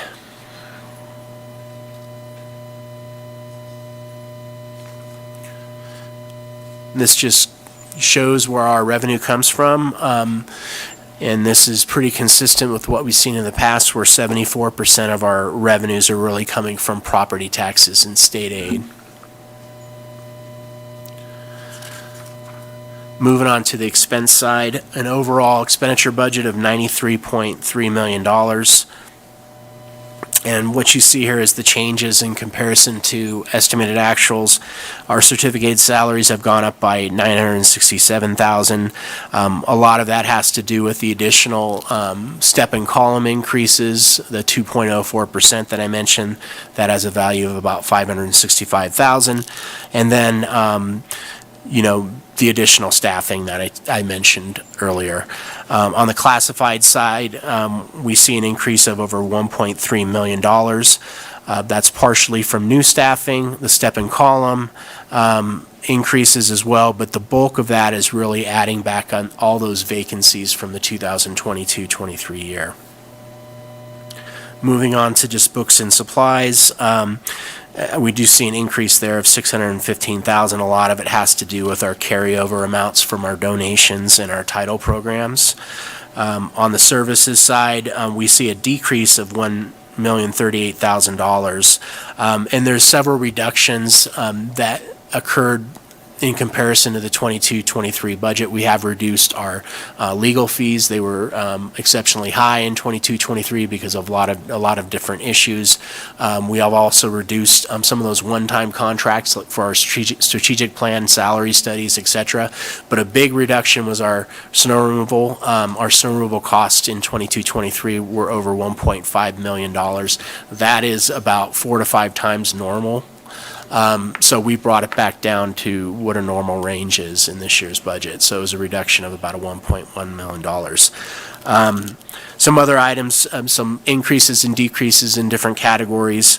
And then really another of the big changes that we're seeing here is the capital outlay, and that's up $1.4 million from the prior year. And as I mentioned, most of that, actually all of it's related to those bus purchases that I mentioned before. So we're going to be purchasing the 4 electric buses, should be delivered by January, February of 2024, and then we're also doing another low emissions bus as well.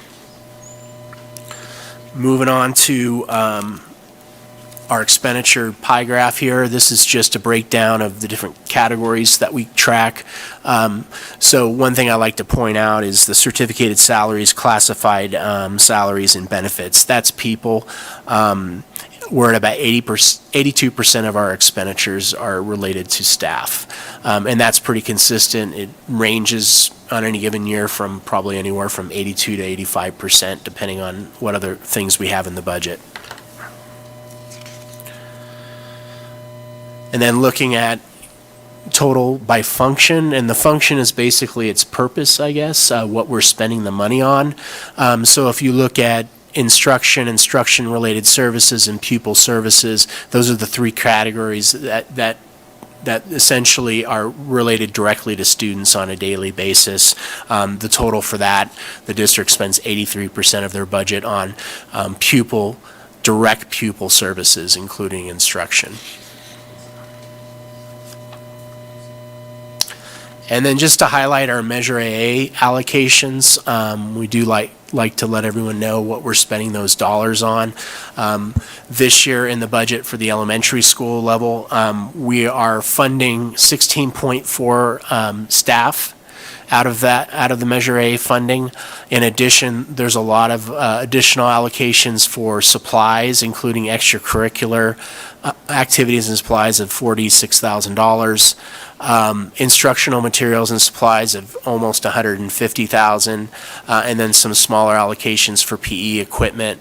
Emotional social learning support at just under $46,000, and then library materials at $31,127. And then science is the final category, $30,000 approximately. So total for elementary schools is valued at just about $2.6 million. And then looking at the middle and high school, we're funding 21.8 staff members between the two comprehensive, the Sierra Continuation High School and Alder Creek Middle School in North Tahoe Middle School. That value of the staff is estimated at just under $3 million. In addition, they receive some additional supply budgets as well for music equipment. That's a little bit higher at those school levels, $45,600. And then moving on to technology supplies, $44,000. And then the largest bucket is instructional materials and supplies for the classroom at $183,000. Academic enhancement supplies, just under $50,000. And then moving down, the other large bucket is science materials at $71,000. And then the career tech and visual performing arts, $96,480. So a total of $3.5 million at the middle high school level. And then district-wide, we do fund one nurse district-wide, and then also some of our technology staff as well, and some smaller amounts for just some general technology supplies and communication supplies. So a total of $400,676 there. So looking at how we're going to end up with our fund balances, I already mentioned estimated actuals. We expect our reserve to be just under just a little over $13.2 million, which represents 15.03% of our general fund budget. And then looking at 23-24, we expect our reserve to end at $14,671,679. So essentially, between estimated actuals and the end of next year, we expect our reserve to increase by about $1.4 million.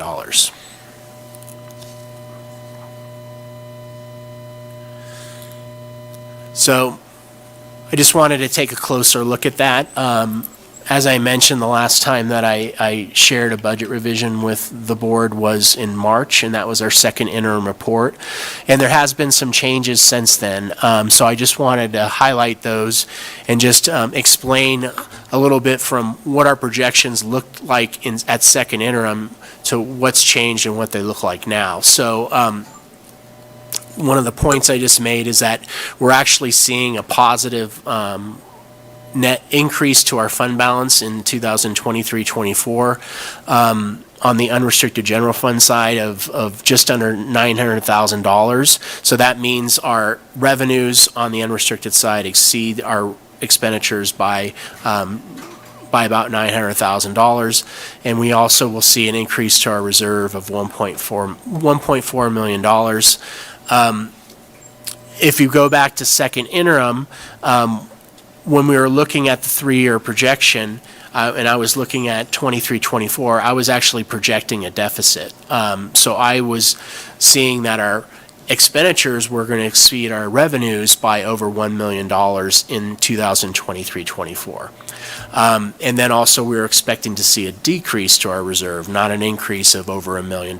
So what changed? And I just wanted to kind of share that. And this is just an exercise to show you just how assumptions change, just how short of a timeline can impact what happens in the next fiscal year.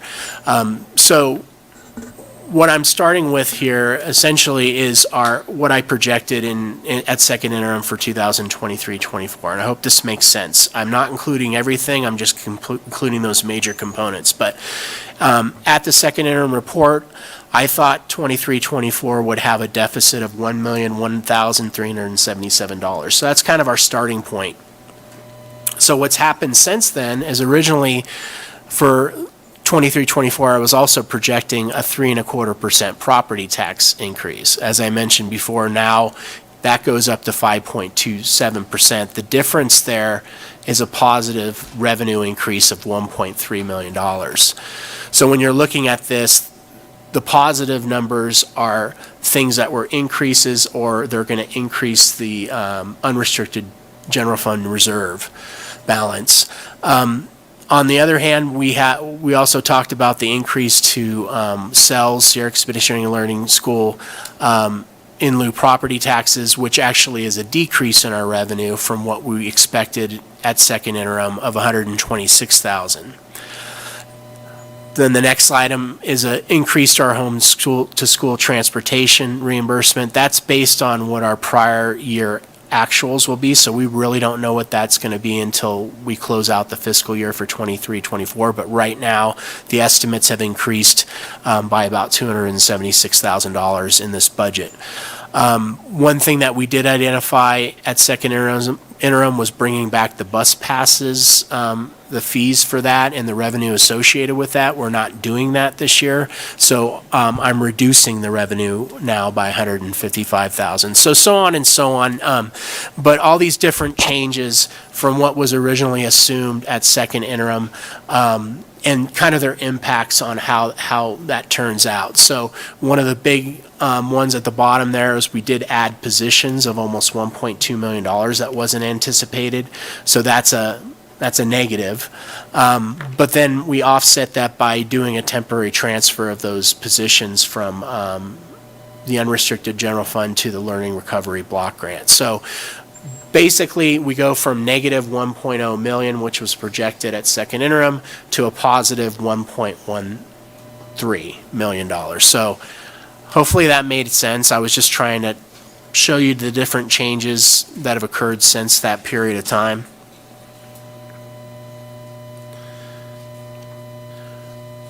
Okay, so moving on, we're required to do a budget for the next fiscal year, but also the two subsequent fiscal years. So I'll try to move through this pretty quickly. There's really nothing that's a big change from what you've seen in the past. We will expect to see the normal on the natural step and column increases. Also, as I mentioned before, CalPERS employer contributions will continue to increase over the next couple years. We do have that temporary staffing, and we're intending on funding that staffing for the next year, 2 years, and then we have to put them back into the other side of the budget in 25-26. We do expect that we'll have a bus replacement in all years. And then on the revenue side, we're being conservative and projecting the 24-25 property tax increase at 3.25%, 2.75% in the following year. We obviously don't know what that's going to look like. We can only wait to see what the market holds. We will have annual increases to our charter school in lieu property tax payment, and then we're not expecting any additional one-time funding in the near future.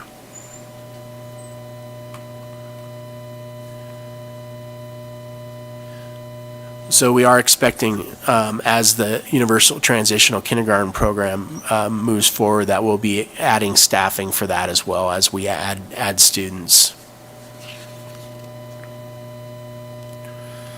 And then looking at our fund balances here for the next 3 years, our reserve at just under 14.7 at the end of 23-24. Since there hasn't been any major changes with regards to adding cost and staffing increases, what we see our revenue increase and essentially our reserve build over the next couple years. We know that there'll be changes and that probably won't materialize, but the projection right now is for 15.9%. That's with no additional staffing, no salary increases, no changes, major changes to the expenditure side of the budget.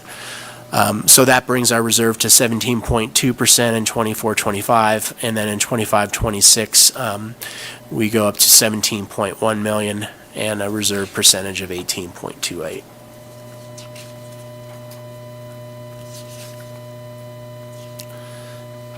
And as part of state law, we are required to identify our reserves that we're holding in our unrestricted general fund that are in excess of what the state requires.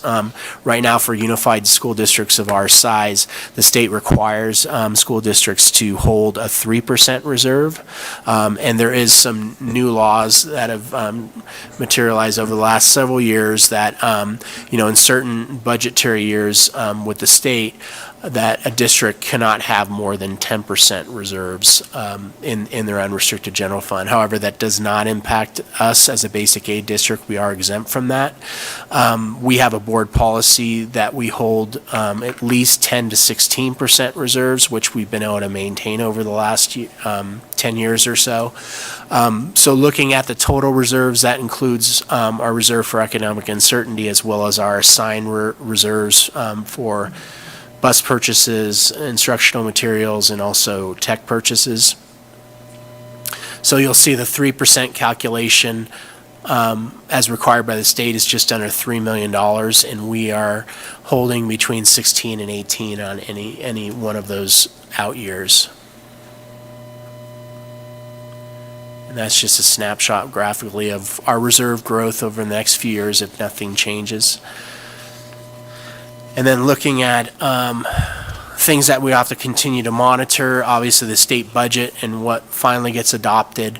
There is some discussion with the Assembly and the Senate to try to take a look at those reductions to the one-time grants and maybe try to minimize those. So we're hopeful that that does occur.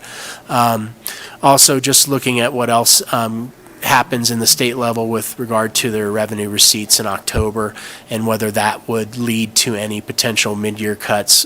What they're saying right now is that they don't expect, because of how late the revenue receipts will come in, that they'll have time to make adjustments and do mid-year cuts, but the expectation is that revenue is going to come in less than what they're projecting, and that could lead to cuts to K-12 education in the future. We'll be keeping an eye on our property taxes once those tax rolls come out in June and July and making adjustments accordingly. And then we're going to be, this is our first year with the Expanding Learning Opportunities Program, so we're really going to be monitoring how that works, how many participants we have, and, just revisiting our agreement or MOU with the Boys and Girls Club. And that's all I have. Any questions? Wow, Todd, thank you. That was a lot of material, a lot of things. You made it so we kind of understood it, though. At least I kind of followed it. That was great. Any public comment on our budget? Board comments? No, I just appreciate your hard work, Todd, and the way that you break it down. I think I said this last time you presented on the budget, that this was particularly helpful, too, in understanding the governor's budget, because that's still evolving and something that you have to watch closely and really does have real impacts to the school district's budget. So I think that's just something for us to keep in our minds, as we're looking.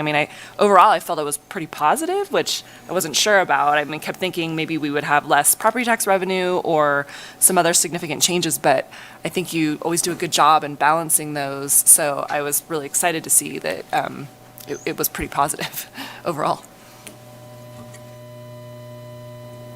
I did have a question on Measure AA. It seems like we are using or allocating money for, and I'm trying to look at the presentation here because I didn't star it as you were talking, but that we're using money for social emotional for younger age groups and not high school from that pot of money. Is that because that's already happening with the high schools and we're starting to implement the lower grades? Is that why? I don't know if I'm articulating my question, but I think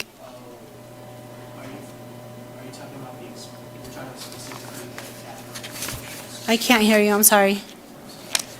You're talking about the emotional social learning support on Yes. the Measure A, the 45,000? Yes, exactly.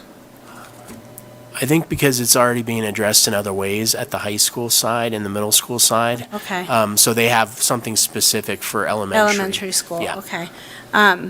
Yeah, that was the only clarification. But thank you to you and your team. This is a lot of work to put together for us to go through and study and understand. So thank you. And also, as always, thank you for leaning on the conservative side of the numbers. I really appreciate that.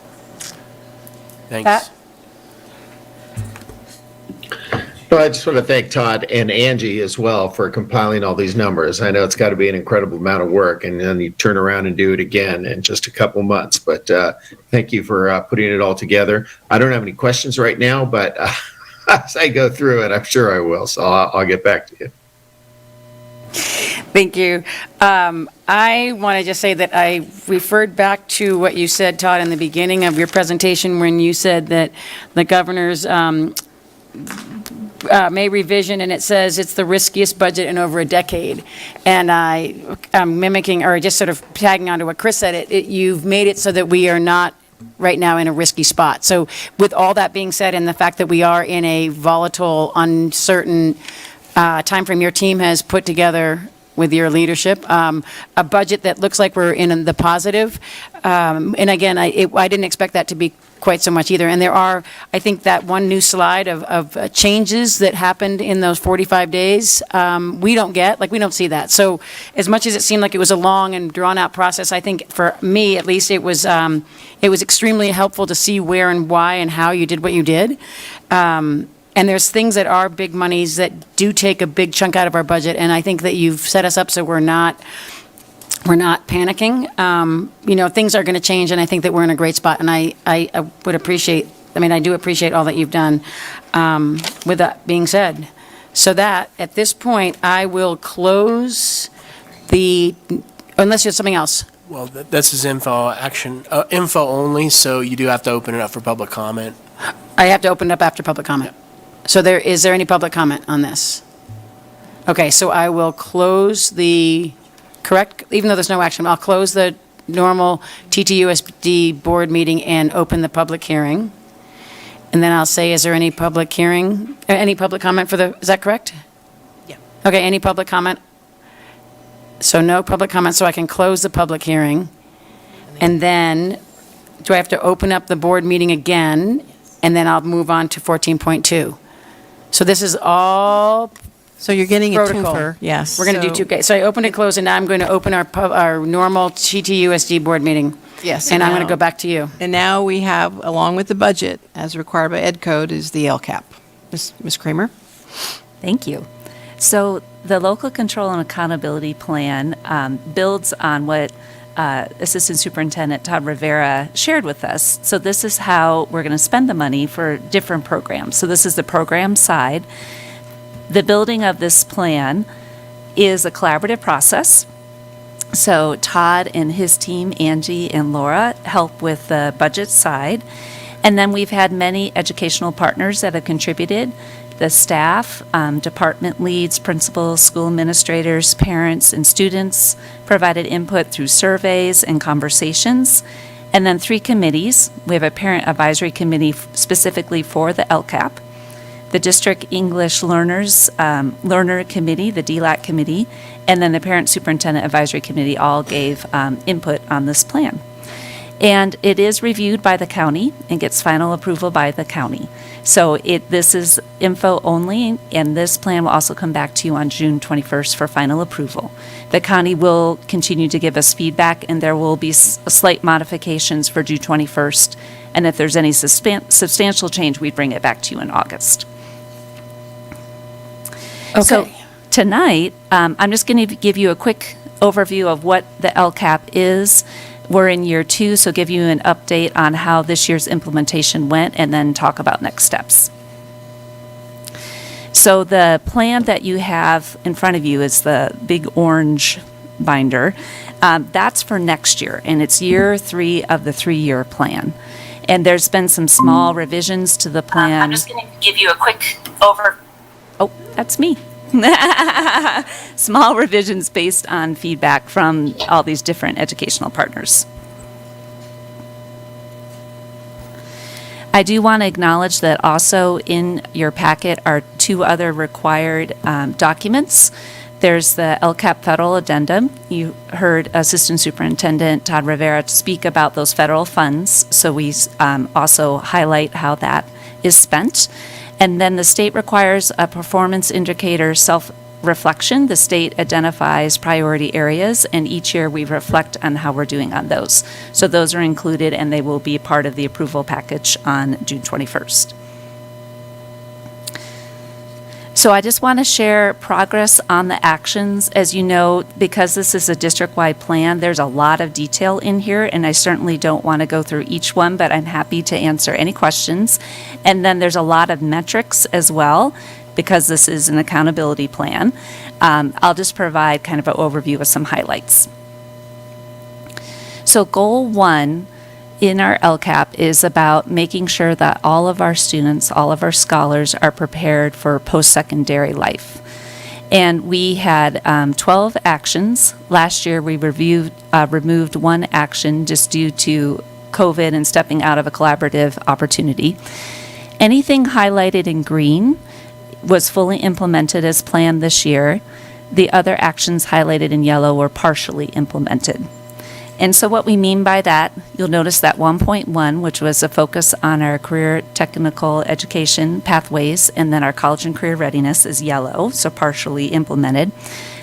Part of that plan was putting a new software in place for students called SCORE, helping them plan for post-secondary college or trade school and so on. We got that going, but so far student participation has been low. So we counted that, for example, as a partial implementation. We got started but didn't get as much traction. The other place where we've got some progress but want more is our work-based learning. So it's exciting. We've got a couple of job shadow opportunities for students this summer, but we want to build that out. So that's an example of where we are starting the work, but not quite all the way. And keep in mind that this upcoming school year is year 3, so we still have more time to get some of those actions in place. Another one to highlight is 1.6, which is our reading intervention program. We identified that as partial because we've made a lot of progress, but it's not as systematized as in our plan. But we did hear from the Parent Advisory Committee for the LCAP that this was a very positive. Their experience as parents and what they heard from the school site is that the reading intervention program has been very positive. Goal 2 in the LCAP is about what happens in the classroom and any kind of educational program for students, making sure that we have consistent and effective instructional practices. And this goal area has 10 actions, and we're pretty much 50-50, where we had 5 of those actions implemented fully, and then we had 5 that were only partially implemented. So just to give you a highlight of that, for example, Action 2.4 is about our common assessments as a district. One of the actions was piloting a tool called DIBBLES, which of course is an acronym, but that was at the elementary level, and it is a tool that teachers use to monitor progress, learning progress in our readers, and gives great feedback. We heard from the teachers, the school administrators, and our parent advisory committee that this was a very helpful tool, and they're very excited about the monitoring and just the information it gives about each student. So that was a positive. We marked it as partial because although we have some of these tools in place, we're not at a full implementation. The Parent Advisory Committee did ask that we consider math common assessments, so we're excited that as we move forward with the instructional materials, looking at our math curriculum, we've been field testing this spring, and we hope to have a pilot next fall, so that will be able to happen where we can look at a math tool. And then goal 3 is all about the climate, student support, and a feeling of belonging and a caring climate. And we have 6 actions, and this is a real success for us. We only had 1 that we reflected on and marked as partially implemented. And that was because and you heard Todd speak about this, we don't have the wellness centers completely implemented at the elementary school level yet. But thanks to Anna Marie and her team, we have the SB HIP grant funds coming in. And so one of the goals next year is to have the wellness centers completely implemented for next school year. So that's exciting. The Parent Advisory Committee did give really positive feedback about this goal, in particular, the actions for social emotional support, 3.4, 3.5, and 3.6. Our DLAC committee also spoke very positively about these actions and them being important.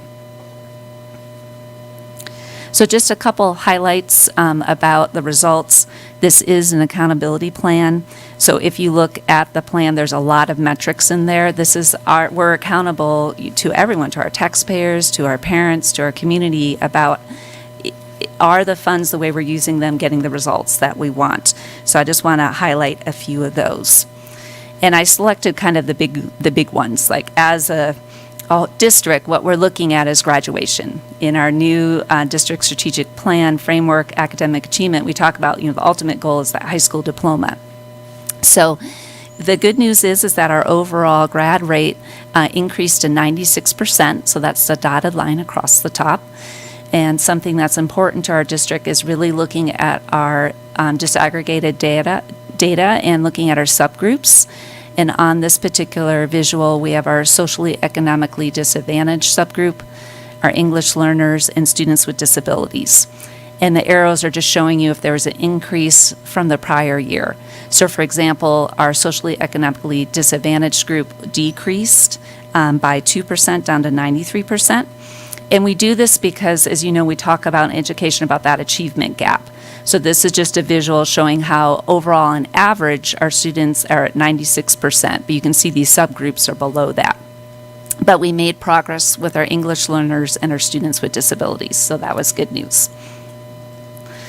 The other metric that we monitor, there's many of them of course, but is the A through G readiness, which are our students eligible to enter a UC or CSU? Have they met those requirements? So overall, we have 61% of our students meeting those requirements. And again, we're pulling out those different subgroups, and you can see that we do have a gap. We had a slight decrease by 5% for our socially economically disadvantaged students, but we did have an increase for our English learners and students with disabilities. And then thinking of Goal 3, just chronic absenteeism and student attendance is very important. Overall, we had an increase to 15.7% of all of our students, and that was an increase of 4.3 from the year before. So we're still struggling. This isn't this year's attendance, but the year before with students being here. And chronically absent means more than 10%. They've missed more than 10% of whatever our total number of school days was for the school year. And you can see that our subgroups are also not, they are having an increase in the number of students that are considered chronically absent. So there was something, and I forgot to highlight, but it's exciting because there was a program that we're putting in place that, it was the secretary. So Kings Beach and Tahoe Lake, we're adding the support in the office specifically for attendance support, and this just shows that that is going to help. So our next steps, since it's our final year of the LCAP, we're going to move forward with the actions as they've been planned, but we did get great feedback from our community in the survey, and Hanover helps in a non-biased way put those findings together for us and our recommendations, and so these will also be guiding our process, and I know we shared these a couple board meetings ago. So I know that was very brief for a very long and involved document, so please let me know if you have any questions. Thank you for that. Is there any public comment on the LCAP? Seeing none, I will close the Tahoe Truckee Unified School District regular board meeting, and I will open the public hearing for the local control and accountability plan for 23-24. Ask for public comment. Seeing none, I will close the public hearing, and I will reopen the Tahoe Truckee Unified School District Board meeting and proceed on. Well, can I give you the consent agenda, Superintendent Geisels? Yes, and we have no items to change under the consent agenda. Is there any public comment on my consent agenda that's presented? Board comments? Could I please have a motion to approve the consent agenda? I'll make a motion to approve the consent agenda. I'll second. All in favor? Aye. Aye. Aye. Hi. And at this moment, I would like to introduce to our TTUS community, reintroduce and welcome back Mr. Jeff Santos, who, starting in the 23-24 school year, will be the principal of Sierra High School and Coldstream. Thank you. Thank you. Thank you again for this opportunity. It's so just the moon and back, just excited about returning to the district and a place that I call home.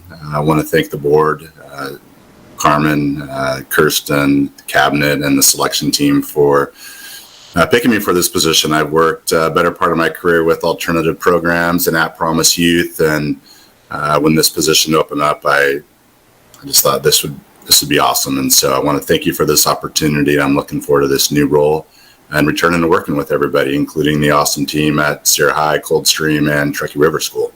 So thank you again for this, and look forward to seeing you all in the next couple of weeks. Right back at you, Mr. Santos. Yay, very exciting news. Yes, thank you. Oh, fun. Well, that's awesome. Just quickly before we move on to educational services, I do want to make a comment that we do have new artwork in our boardroom, and that is from Cells, that was just put up. So I forgot to say something when they were here, but just that is from Cells. Moving on to educational services. I will do the information first and then public comment. Ms. Kramer will take it from here. Kirsten? It's my pleasure to welcome our lead accelerated learner gate teacher, Karen Martin, and two members of her team, Ashley Donahue and Megan Rose, up to the podium to give you an update about what's been happening in accelerated learning services this school year. Well, first of all, since I'm a classroom teacher at heart, we have to liven things up a little bit. Ooh. So I have party favors for our board members tonight, for accelerated learning party favors. And they actually, in each bag is 3 metaphors that help to explain why accelerated learning services are needed. And some of you that are on the board from last year, you'll recognize those 3 items that I mentioned, the whys behind accelerated learning. And I didn't want to repeat them tonight, but you can look at your little tangible metaphors for those there. That's the little teacher part of me has to do, something tangible there. So I'm Karen Martin. I'm the lead teacher for Accelerated Learning in Tahoe Truckee Unified School District. And joining me tonight is Megan Rose and Ashley Donahue. They are the other 2 full-time Accelerated Learning teachers in Tahoe Truckee Unified School District. So thank you so much for the opportunity to share with you tonight. Can you talk to the mic? Okay, great. And then as far as the slides, if I just push this one forward, that'll be great. Okay, great. Perfect. All right. So we know that all our brains work in slightly different ways, and neurodiversity is the concept that how our brains are structured and wired may lead to differences in how we learn and how we perceive the world around us. And giftedness is a form of neurodiversity, where differences in brain structure create a need for different educational experiences and support in order for those individuals to reach their full potential. These individuals' brains thrive on complexity, which has to do with your little metaphors in your bag there. They need brain peers, not just age peers, and they often do better academically when the pace of instruction is a little bit faster. We use the term neurodiversity in our accelerated learning classes to help students understand how different brains need different things. It is not a matter of good or bad, or better or worse, or smart or not smart. It's just different. So if you're in an accelerated learning class with us, you're not better or worse, smarter or not smart. You're just getting what your brain needs at that time. And that's really what the mission of accelerated learning is based on, that idea. And this is our mission for accelerated learning services in our district, that they are a tiered system of supports for gifted and high-achieving students so that they can make continuous academic progress and thrive socially and emotionally. We strive to meet all students' needs in the regular classroom, and that's that core curriculum Tier 1 instruction with differentiated instruction. But we know that with the variety of students that we have, and the variety of readiness and the needs of our students that it can be difficult to meet the needs of all our students. And so that's why we have Tier 2 supports on both ways that we go on either side there. And Tier 2 is for some students. It's targeted instruction, like our Pull-Out Gate program or AP classes, honors classes, that are meant to meet those specific needs. Tier 3 is just for a few students, that type of support. It's intensive, small group, where I may work with one student or just a couple of students. Those students might also be needing full grade acceleration or single subject acceleration, or they might just need a personal learning plan. So tonight, really what we're here to do is to celebrate the progress that we've made this year. We really have some big wins that we're excited to share with you all tonight. The first one is we're going to be utilizing the Hanover Research Project. I'm going to talk a little bit more about each of these. The next one is we've made some changes to our middle school GATE classes. And the last one is that we were able to hire full-time Lakeside Accelerated Learning teacher, Megan Rose. So next, I'm really excited about this because for a long time, I've created my own surveys and, but I would always struggle. I'm like, I know they're not valid, or like reliable. It's like you want something that really, truly gives you meaningful data. And so we are utilizing the Hanover Research Project, and they will help us to know what works and why in accelerated learning. They're currently conducting in-depth interviews right now with our GATE students and families. And then they will survey those students and families in the fall as well. This program evaluation process will provide actionable data for us regarding our accelerated learning services. It increases transparency, it increases accountability, and will help us to make evidence-based programming decisions in the future. And that's what I'm very excited about because I really like to make sure that what we are doing is, evidence-based and, is in line with what we want to do. All right. Next, some of the changes that we've made for our middle school programs this year. Our Assistant Superintendent, Kirsten Kramer, and I have been working with both middle school principals this year to create a more robust GATE program at our middle schools.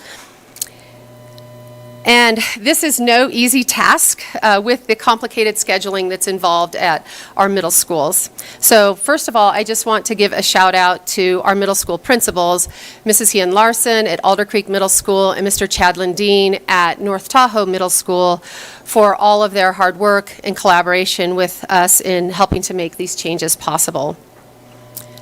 At North Tahoe, the program will be now 5 days a week instead of a 1 hour before school enrichment program. And it will be a 6th, 7th, and 8th grade combined class, students in all those grades combined. It will be for all 6th graders will be in that class, but for 7th and 8th graders, they can choose to be in that class because it is during an elective period. At Alder Creek Middle School, it will be 3 days, and it's during their reading class, and for all the new accelerated learning teachers in the middle schools, I'll be providing professional development this summer and throughout next year. So I'm really excited about that opportunity. And yay, last year when I was up here, actually when I was sitting right there after the presentation, Dee Dee Driller asked me, what can we do or what do you need from the board? And I shared that, well, an additional full-time accelerated learning teacher for the Lakeside sure would be great.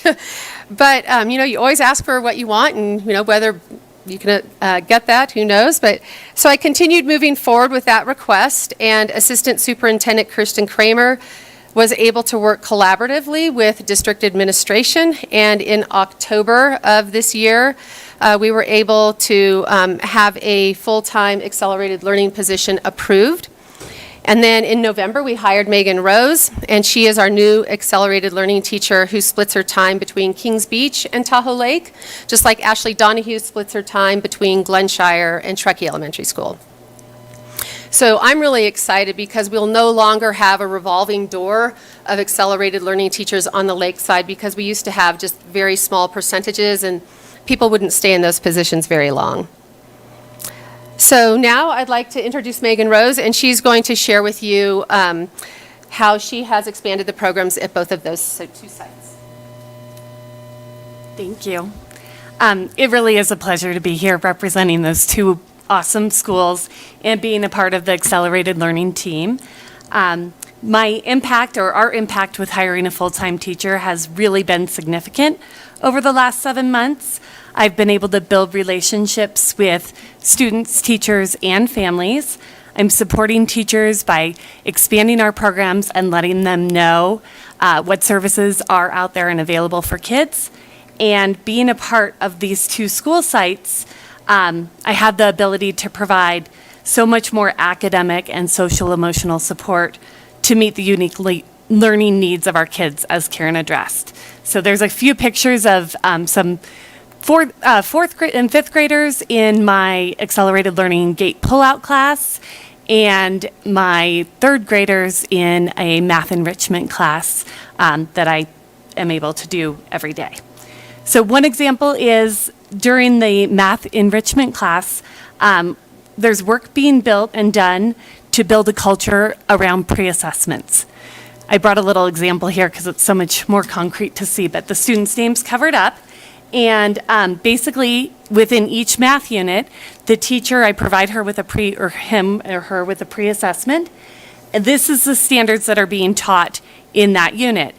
If on the pre-assessment, students show us that they've already accessed that standard, they've already mastered it, then they're invited to come to me for some targeted instruction. And what's really fantastic about this is I'm able to deliver kind of some level 4 enrichment, higher activities beyond what they would access in their classroom, which would be in the standards. And with that idea that our kids are making one full year's growth, we are increasing the growth for our kids that are already above grade level, still making academic growth. And that growth mindset that we're all learning, we're all growing, that targeted instruction needs to happen for every brain is really an exciting thing that's happening at both schools. Another focus on the next slide is just a little snapshot that I am able to provide support and access for our multilingual learners and our socioeconomically disadvantaged subgroups, making sure that all of these kids are represented in our AL classes and we're a representation of what our district truly looks like. We're striving to make sure that all students can, as many students as possible, can access these accelerated learning advanced courses beyond elementary school, in middle school and high school. And that's our goal, to have all of our classes represent what our district truly looks like. An example of this is I'm targeting and identifying students that are just right there on the cusp. You see the black arrows moving them beyond. There are students that are just right at the potential of being advanced learners within these two subgroups. And we know that if we want to change the demographics in our advanced classes at middle school and high school, we have to provide this boost and support within our elementary schools. So I'm able to build relationships with kids and set high expectations, and then we know that with those high expectations, they'll continue to excel academically, and we're really supporting them in these boost groups. So exciting things are happening at our Lakeside schools, and I truly thank you on behalf of myself and my students and families and the teachers I get to support for creating this position and making it happen for all of us.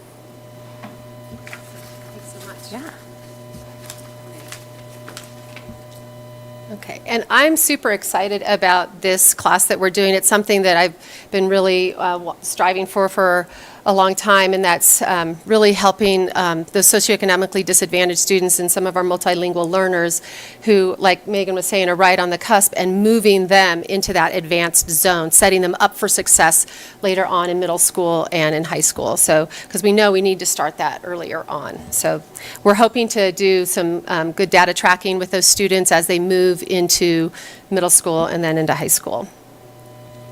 All right, we have a short presentation for you tonight because we know it's been a long evening.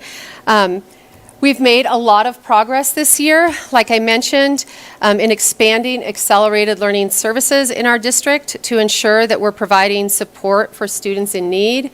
We're excited to have added staff and to have expanded our GATE classes at both of our middle schools. Hanover Research will help us to know what's working and what's not and why, and it will help us to make evidence-based decisions. I'm also very passionate about continuing to ensure equity in our identification process and our services. The addition of a full-time Lakeside position will help ensure that our students have equitable access to the supports that they need to succeed academically and social-emotionally. We know that how our brains are structured and wired leads to differences in how we learn and how we perceive the world around us. And different brains need different educational supports. It is not good or bad, better or worse, smart or not smart. It's just different. Thank you so much for the opportunity to present tonight, and I'm happy to answer any questions if you have any at this time.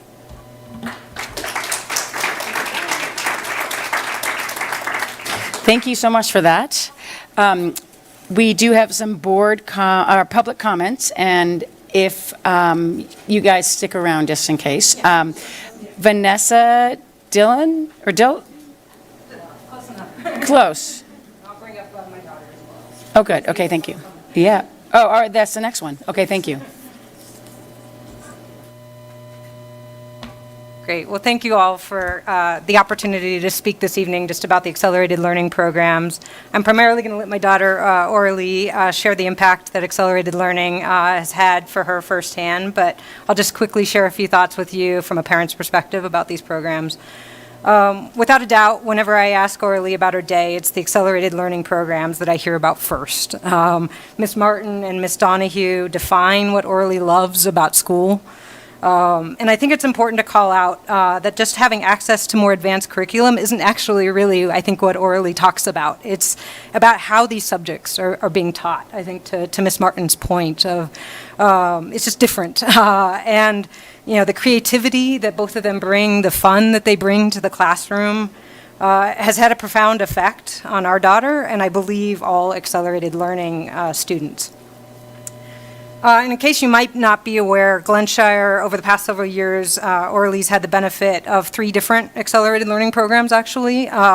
There's the GATE coursework, which you might be familiar with, but also the advanced math learning, and most recently, accelerated creative writing as well, that the two of them have provided. And I would say just each of these programs has been invaluable to Orly's education, and I believe kind of all of the accelerated learners at Glenshire. And I just wanted to address that as our family kind of prepares for the transition to Alder Creek Middle School, I recently became aware that many of these programs may not be available at the middle school level. As I understand it, there's currently no accelerated learning option for 6th grade math. There's no dedicated accelerated writing offering. And while there's progress being made on the GATE side of things, it's still being combined with reading 2/3 of the year, so it's certainly reduced from the level of accelerated learning that Orly and others are getting at the elementary school level.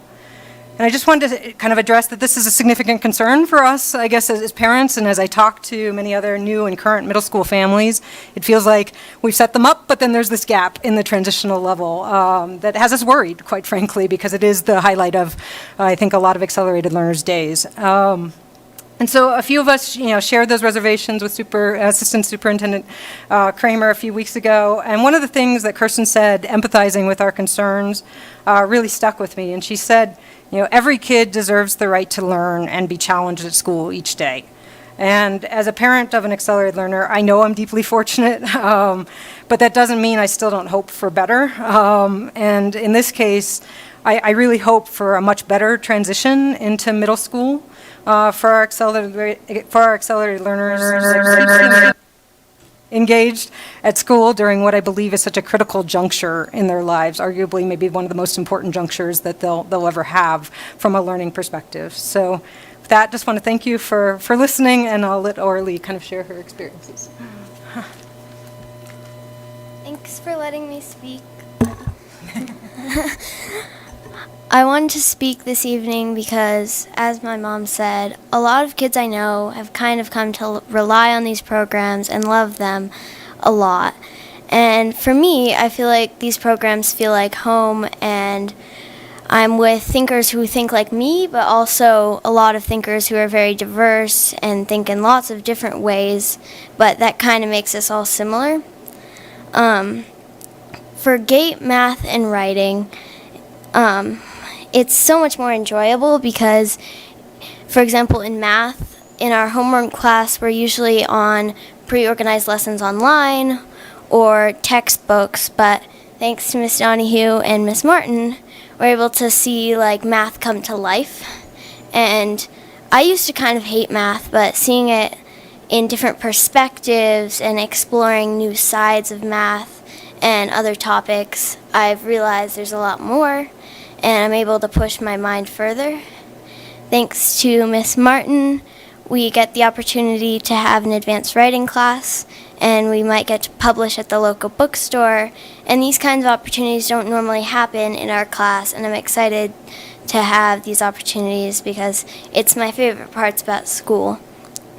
For the future, I'd love to see these projects continued because as I said, I've come to rely on them, and they're a really important part of my day for me, and I know they are for a lot of other kids, and I hope that I can make a difference. So thank you for letting me speak.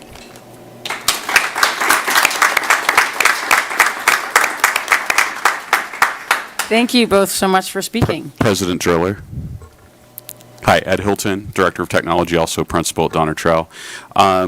We do accelerated learning at Donner Trail, and you may have noticed when Ms. Martin was talking about staffing on Truckee side and Lakeside that Donner Trail was not mentioned. Well, she won't honk her own horn, but Ms. Martin comes up to Donner Trail and provides math acceleration for Donner Trail students in that Tier 3 category, and we're very thankful for her services. Thank you. Thank you for clarifying that. Yeah, You're welcome. I really should have mentioned that as well.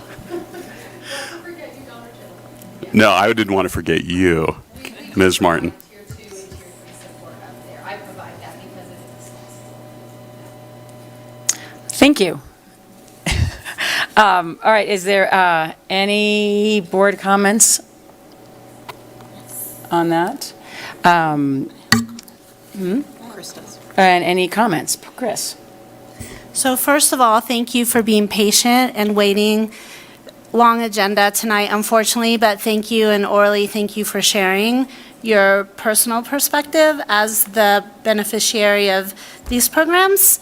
And I am just so excited for this presentation because I remember the meeting that you're talking about when you asked what else could we do. And I also remember that there were parents at that meeting that were concerned about the happiness and well-being of their children because these services were lacking on the Lakeside, or the consistency of them, right? And so tonight is a celebration of parent voice, teacher voice. I mean, so happy to be able to provide additional staff. And I just would like to say that I know for a fact that Mrs. Kramer has a passion for this specific issue or topic, and I know there's a conversation that needs to be continued about the transition process that you're concerned about for your child and others. And I mean, I'm not here to make promises, but I'm just saying that last year we heard teacher and parent voice, and that this is a conversation that our district will continue to have, I'm sure. And I also want to say that there's other stuff on the agenda that we received a ton of public comment on. This was equally as addressed by parents. The advocacy for further and the appreciation for the increase of this year's services. So thank you, and again, I'm sorry you had to wait so long, but thank you for sharing. Pat? Okay, I do also wanted to share too that we did get a number of public comments that some of them came as we were here, so we did not get a chance to respond, but there was a fair number of public comment that did come in, and part of our board homework is that we do read them all, and then they are given to staff as well. So part of my response to a lot of the ones that I did get before the board meeting was that we really appreciate your input, and it is important that you do feel like you do have a voice. And so there is a lot, and we did get it, and so thank you for that. I just want to make sure that everyone knows that we did get some, and then if we didn't respond, it's because they came a little too late, because we're already here.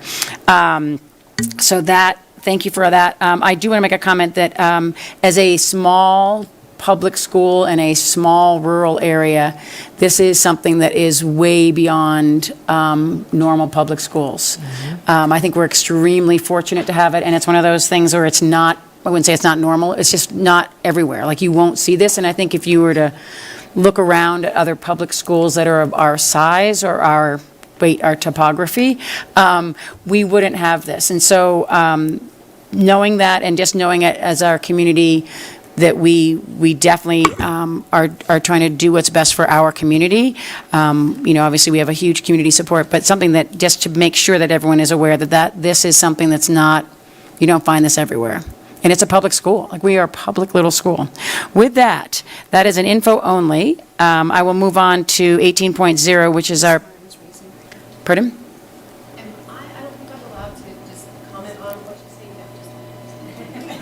You can send me an email. It'll be right in here. And send it to the entire board, Karen. Yeah. Okay, with that, we'll move on. Thank you. And thank you. Okay, so thank you guys very, very much for being here. And again, I will say thank you for being here so long. And we will look forward to hearing more from you.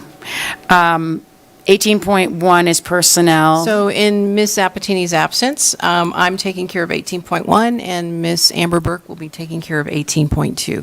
18.1 is business. Education code requires districts to apply for a declaration of need of fully qualified educators, known as the DON.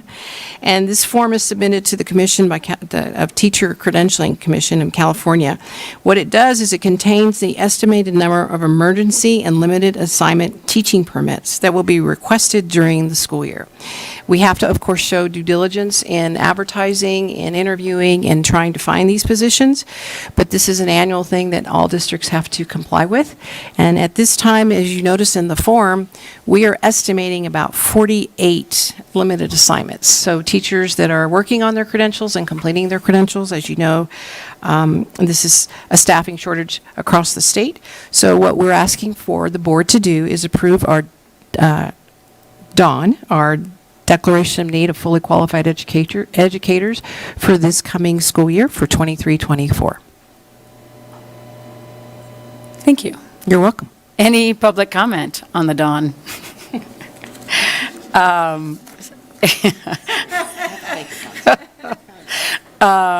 Okay, that is an action item. Is there any staff or board comments or questions?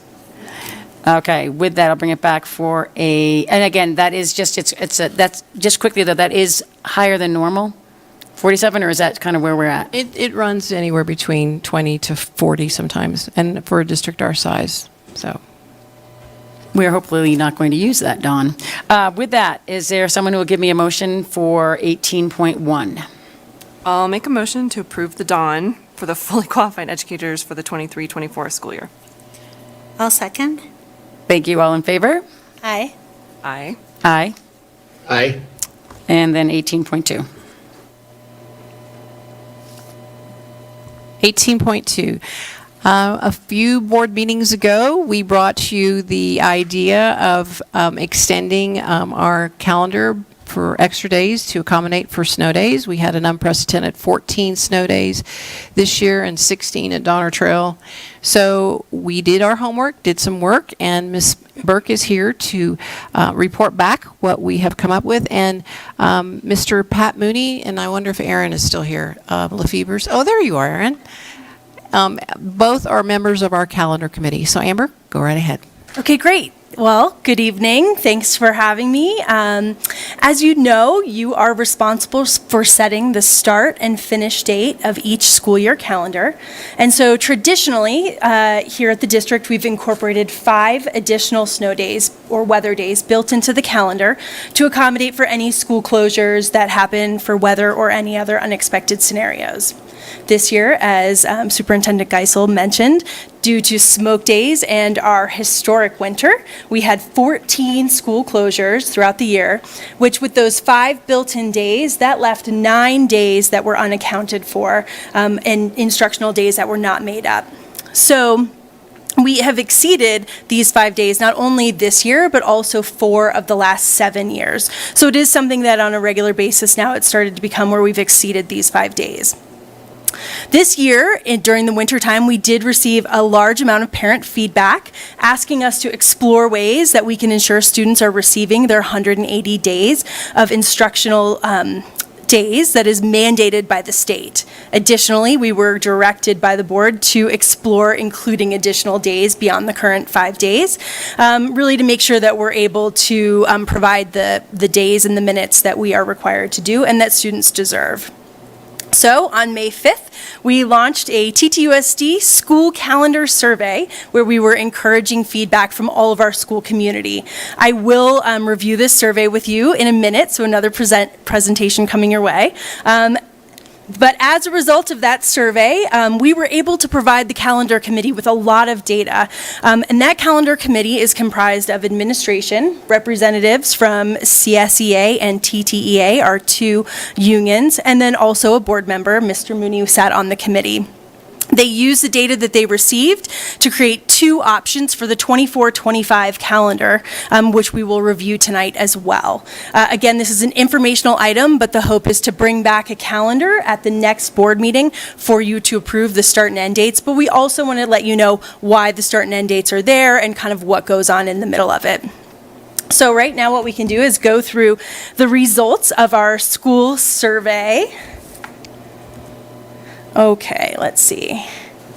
All right, so I just went through some of this, and sorry, glasses back and forth. Okay, so who provided input? We had 1,706 responses to this survey. There were 2 surveys that were distributed. It was the same exact survey, but it was put out in both English and Spanish to make sure that all of our community members have an opportunity to respond. And the respondents were made up of 72% parents, 11% students, and 15% employees. So those were the big chunks. So we really were able to hear from a wide variety of our population. You know, because we opened it up, it could be community, oh, we had community members, I don't know. I always want to put in an other just in case. Okay. So now into the results. And so you'll see in the following slides, I am including results from both the English and Spanish survey. So we did have quite a few more responses from the English survey, so I certainly don't want to make this seem like they are evenly weighted in terms of the quantity that was provided to us, but I do think that it's important for us to show both of the results in these surveys because you'll see on a couple of them that there is quite a difference between the responses of the English and Spanish survey. So for the first question, which break, if any, are you open to seeing a 2 to 3 day reduction for additional built-in weather days?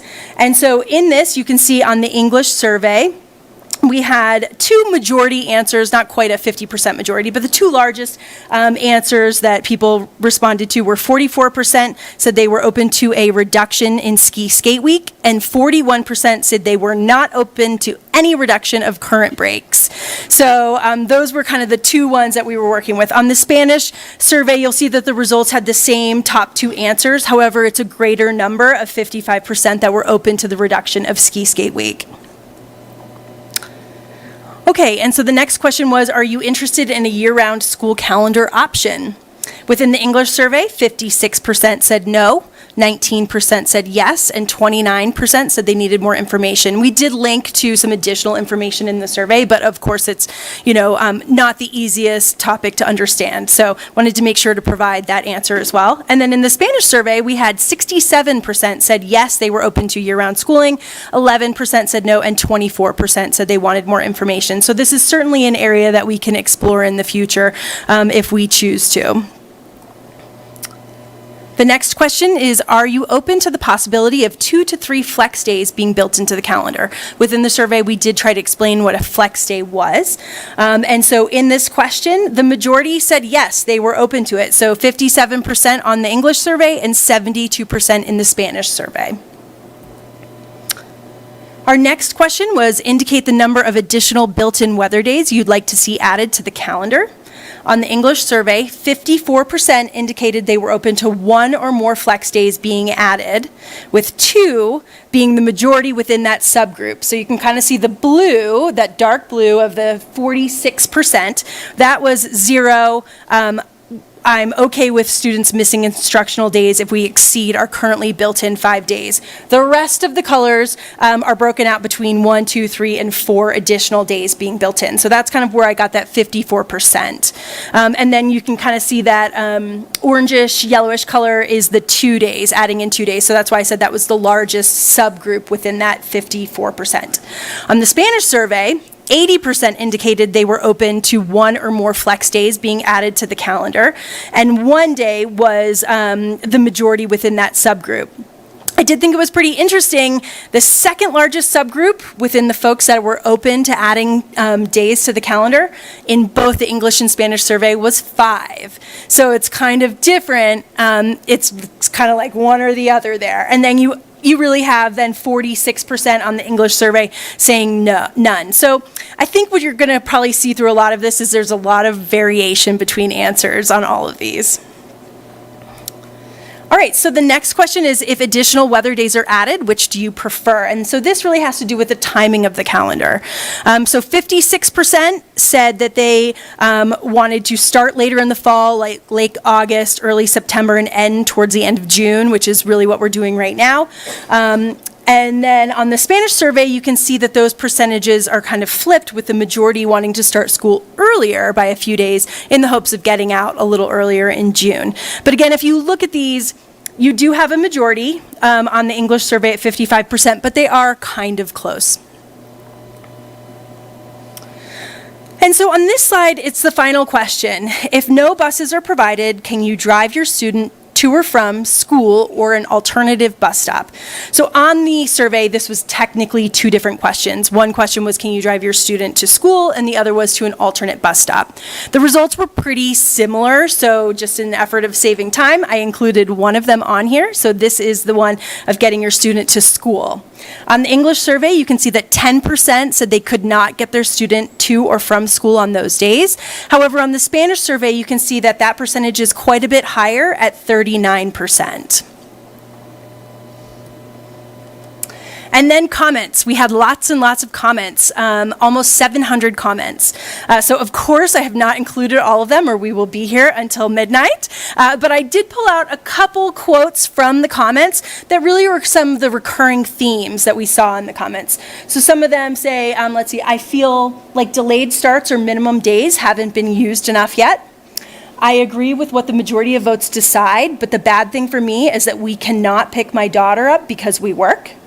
My child being in the classroom is very important to me as she receives extra services, so I am open to options that would allow for the full 180 days of instruction. Seek exemption from the state for distance learning. I believe if buses can't run, the parents of those students must be responsible to get their kids to school. If that is not possible, those children will be required to make up the school day another way. All students shouldn't be punished and made to stay home. Stop calling so many snow days. The vacation days are critical to sanity, as is summer. I'd rather miss instructional days than add more school days. Fall sports start before school does. I'd rather see school start earlier rather than have to go late in June. And I'm for ditching ski skate week altogether or year-round schools. Ski skate week is a nightmare for families with 2 working parents. We are forced to go out of town or pay for a week of camps. We avoid skiing that week because it's so crowded.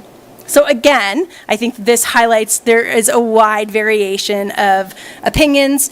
Some of these are right in contrast with each other. So really trying to see where those themes are coming from and what we can do to accommodate not only our families, but most importantly, our students. And so then a couple takeaways. After reviewing all of the results thoroughly, these are a couple of the main takeaways. Number one, there is not a definitive majority. Number two, the most consensus was really around building those flex days into the calendar. We did see an actual over 50% majority on that one. 54% of English responses wanted to add between 1 and 5 days, and 80% of Spanish responses wanted to add between 1 and 5 days. Lack of transportation is an issue for 46% of Spanish respondents. Community members want TTUSD to advocate the state to allow for distance learning on weather days, which is something that is not currently allowed. And there were many comments focused on TTUSD not calling as many snow days anymore. And so that is something that we are, of course, looking at some other options in how we are calling snow days.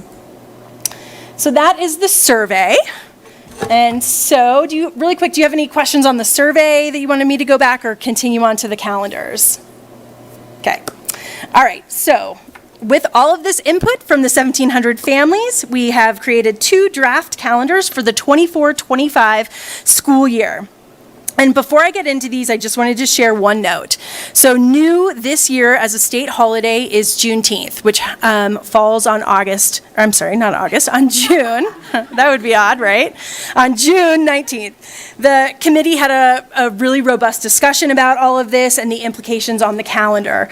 Because it falls so late in June, in the 3rd week of June, typically that is usually when school is ending. So this year, as we all know, it's on the Monday, but when we were looking at the 24-25 calendar, Juneteenth falls on a Thursday. So we really had a conversation about thinking it was important to end school by the 18th. It would be difficult to have a holiday on Thursday and then have students come back for 1 more day or 2 more days, a Friday and a Monday.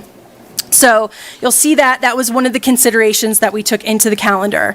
And then the other thing is that summer programs currently are beginning the last week of June, so we were trying to stay out of the last week of June for that. So if we first look at the first calendar, at the top of it, it says 3 days less ski skate week, and this is a conceptual draft. So on this one, you'll see that school would start on August 27th, which is essentially the same day that we're currently starting school on. It is the Tuesday prior to Labor Day. This school year would end on June 17th if we utilized all of the built-in weather days, or if there were no weather days, school would end on June 6th. In this calendar, we have 7 days built in, so we have added 2 days to the calendar to build them in. In this one, you'll see that they are all added at the end of the year, so June 9th to June 17th. To keep the start and finish date, though, aligned with sort of our current schedule, what we did was pulled out the 3 days of ski skate week, the Wednesday, Thursday, Friday, and so ski skate week would become a 4-day weekend instead. That is in alignment with the survey that we talked about, where 44% of folks talked about removing days from ski skate week. The other thing that we've done in this is we've moved spring break 2 weeks later, so pushed it a little further into April just to kind of break up sort of that end of year and to have a little bit of gap between some of those other holidays. So then we'll move on to the next calendar, which at the top it says 2 additional flex days. So on this calendar, you'll see that the start date is August 22nd. I know that sounds early, but 2024 is a leap year, and so because of that leap year, what this really is starting 3 days earlier. So this is starting the Thursday, the week before we normally start. So you're adding in Thursday, Friday, Monday, even though it sounds like it could be a week. This would end on June 18th if we utilized all of our weather days, and it would end on June 11th if there were no weather days. This calendar, too, has 7 built-in days. 2 of them are flex days, which are taking place March 17th and March 31st. And then 5 of the days are built in at the end of the year. So the vision with a flex day is, because this would be new to the district, would be that on the first time that we utilize any type of weather day. So if there is a smoke day, let's say in August or September, we would immediately activate the first flex day, which would be on March 17th. So if you had a smoke day in September, families would know months and months, like 6-7 months in advance, that day, March 17th, would be a school day. We have committed that we would not utilize a flex day more than 2 weeks. You know, we would give families at least a 2-week notice. But really the intent with this is that if we had a weather day in October, we would immediately activate that first flex day. So, you know, unless our first weather day is not all the way until, you know, late February, March, families would have lots of time to know about these flex days. If there are no weather days by the time that you get to March 17th, that becomes a 3-day weekend. Similarly with March 31st. So if you don't need it, it's a 3-day weekend. If you do need it, it's a regular 5-day school week. And then again, in this one, we did keep Ski Skate Week intact. And then this also moves the spring break 2 weeks. Again, that was just something discussed that it might be nice to have a break, especially if you've got your December break, February break, moving the spring break a little bit later just kind of breaks up that spring time period. So I would love to answer any questions on this and get any feedback. And then our hope is to bring back a calendar for approval of the start and finish date at the next meeting. Thanks. Wow, thank you for that. Late night, sorry, I apologize for all this. Is there any public comment on our calendar proposal info? Seeing none, is there any board comments? Oh. No, come on up. You have to come up. You get to come up too. Come join me. And then will you just tell us your name? Kim Furtado. My question is, I don't know if you'll be able to answer it. Where can we find what the triggers are for the snow days? I assume that there's some sort of a process. So I can talk about that briefly. We meet with the National Weather Service from Reno and Sacramento. We had 27 Weather Watch meetings at 3:45 a.m. We sit with them, we talk to Caltrans, we talk to CHP, we talk about the roads, whether they're passable or not, and we make an informed decision based on the weather. Unfortunately, weather's weather, so sometimes it underperforms and sometimes it overperforms. So it's a team of people, including myself, members from facilities, maintenance, transportation, principals, Amber. It's a huge group and that we meet. So there's not really a trigger. It's really what we get from So I guess that's my question. the National Weather Service at that time. At what point do we know CHP says it's going to be this, and so We know, we start working on it at 2:30 in the morning of. So we get all that information. The Net Rondow is our prime person to get all that information. They even drive the roads. So we start working on this at 2:30 in the morning, and we have to make a decision to inform our employees and bus drivers by 4:15. So that's when we do it. Superintendent Geisels, all the policies and procedures we use for snow day information is on the website at ttusd.org/snowday. Thank Perfect, that's what I'm looking for. Thank you. Okay. There was one public comment, I think, for calendar on here that we were able to read. And then that's an info. So are we okay then? So at this point, what is our direction that you need us to So do? what we're asking for you is to give us your direction on which calendar choice you would like. Otherwise, they're going to both come back to you the 21st, and you're going to have to pick one. Now, what you could do is pick one or give a direction, and then you can approve it on the 21st and then bring it back. Because this is 24-25. You could bring it back in August or September. But I think we just need direction as to which one to focus on. Pat, since you were on the calendar committee, and Aaron also, anything else I'm missing as far as direction from the board? I don't think you're missing anything as far as direction. All I can say is, the information that Amber gave us in this presentation indicates that there was no definitive winner and which way to go, whether to add days, take days away, flex days, or what have you. The margins were pretty thin, and the comments were all over the board. So, the calendars that were put together, the committee tried their very best to think about and consider the input that we got from the survey, that they got from the surveys, as well as considering, what really the bottom line is going to be what's best for the students of this district in regards to the calendar itself. And so I think these two options bubbled up from that conversation, that discussion. And I don't, I have my own personal feeling about which one I would want, but I'll let you guys discuss it or provide some direction to Amber. Thank you. wondering, the teacher representation on this committee, which way, if you can share, which way they're leaning as teachers, not as parents, but as teachers. You know, on the committee, we didn't get to, and Pat, please chime in, but on the committee, I wouldn't say that there was one calendar that was leaning one way or the other. We were really trying to come up with two viable options that everyone thought would be good options. Now, of course, there were personal preferences, and so the different people on the committee kind of had different personal preferences, but I believe that we left, the committee all left thinking that we have two good, viable options. So I know that's not super helpful, but. No, I mean, it kind of goes with all the other times we've done a survey about the calendar, right? Like, it's not even like this. It's like, thank you. You know, the only direction I brought from the board to the calendar committee was, number one, the status quo was, we couldn't stay with the status quo. And number two, and this was just from an informal conversation, I think, that we had in closed session, is that it seemed that the earlier start calendar was widely unpopular. I think we talked about it last week. Okay, thank you. I don't know if we still feel that way, or if we want to consider the earlier start. I was just trying to remind the conversation we had. Okay, thank you. And then Danielle, do you have?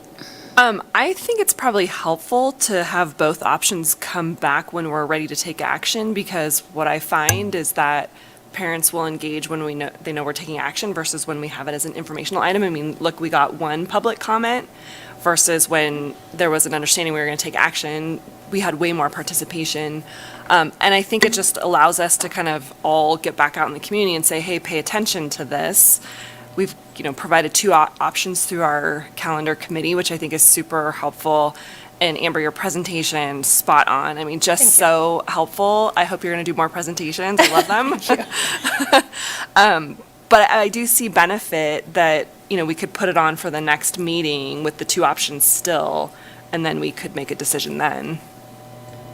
So what we could do is provide both calendar options with the staff agenda report stating one will be chosen, and then that way that would solicit parent response and parent input. And then we'll see what happens. I think that's a good idea in the sense of having it so that this is the first time people have seen this as the two options, and gathering all the information together was what we needed to see. And again, I think we've done that, so it does seem even, but I think at this point, us choosing one right now, I think it does give us a better chance to have everyone look at it and then make that decision where it's an action item. And our comments, we may get more comments, but I think that we as a board will be able to discuss it on the dais at that point. And maybe see what's out in the community. And then see what they have. So is that enough direction? That is enough direction for me. Awesome. Okay, thank you. Thank you, Amber. And quickly. So Mr. Rivera has 19.1 all the way to 19.4. Thank you. So the first item, 19.1, is to approve contract with Design Build Inc.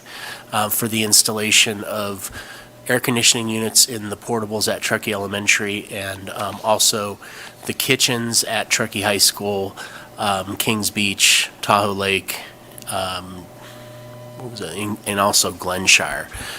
So when we did a lot of the modernizations throughout our campuses over the last 10 years, most of our portables were equipped with AC.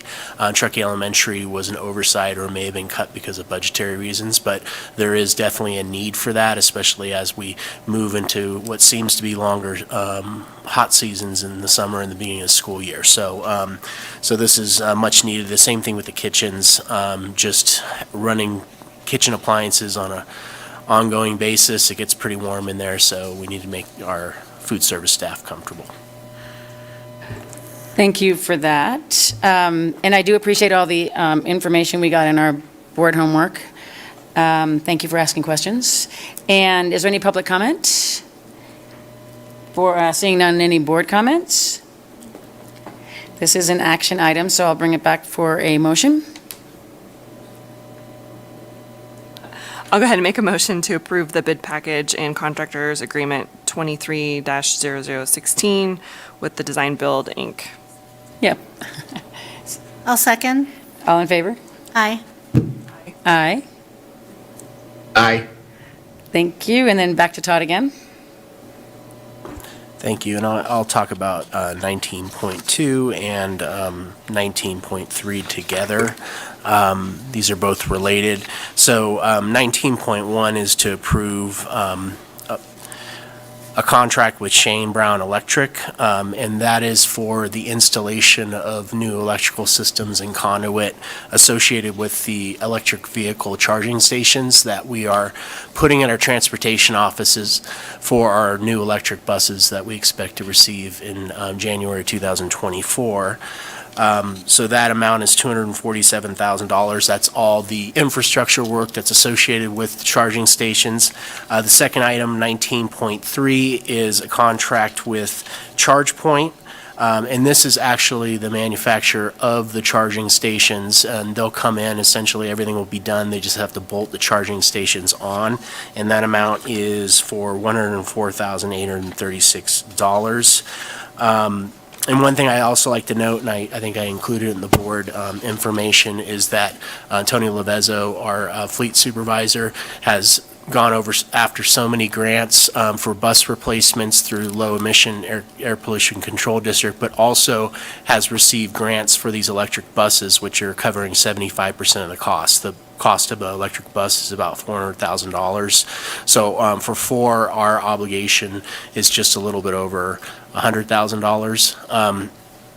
So that is something to be commended for. In addition, he's also received preliminary award for the infrastructure portion of this. So although the total cost is $359,000, we're going to receive a grant to cover about $338,000 of that. Thank you. Any public comment on that? And back to the board for comments? I will make a comment that I just love the fact that we have a grant writer amongst our bus drivers, that he has done so well. But also that we're actually getting it up here, which is kind of an anomaly, so I'm impressed. Would you anyone care to make a? Oh, he just did, well, he's going to do those two together. So I'll do 19.2. Is there a motion for that? I did public comment, didn't I? Yes. Yes. I'll make a motion to approve 19.2 for bid package and contractors agreement 230401 with Shane Brown Electric. I'll second. All in favor? Aye. Aye. Aye. Aye. And then 19.3? Thank you. That's when you did. I just needed an approval. I need a motion, sorry. Didn't you do that one? Yes. You did 19.3. I'll make a motion for that one, to approve 19.3, approving the agreement 230404 with TTUSD and ChargePoint. I'll second. All in favor? Aye. Aye. Aye. Aye. Thank you. And then back to you, Todd, for 19.4, please. Thank you. So this is the approval of an amendment number 2 with Core Construction. And if you recall, Core Construction was a selected contractor for our North Tahoe middle and high school improvements that we're going to start this summer. That was the last kind of standing project that we had to complete with our facilities program that started in 2014. With that project, we will be installing 2 new ADA lift elevators, which is much needed at that campus at this time. Also, we'll be doing some improvements to the cafeteria, which includes replacing our flooring, cafeteria tables, paint, and then also acoustical panels to help with some of the noise and sound in that particular space. In addition, we'll be doing some exterior improvements, which includes crack filling on the existing stucco and repainting to try to provide some aesthetic, improvements to that site. Eventually, in the future, we'll be doing a more long-term fix for that, but this is the fix that will last probably 5 to 7 years. And then in addition, in the summer of 2024, we will be replacing the stadium bleachers on that campus.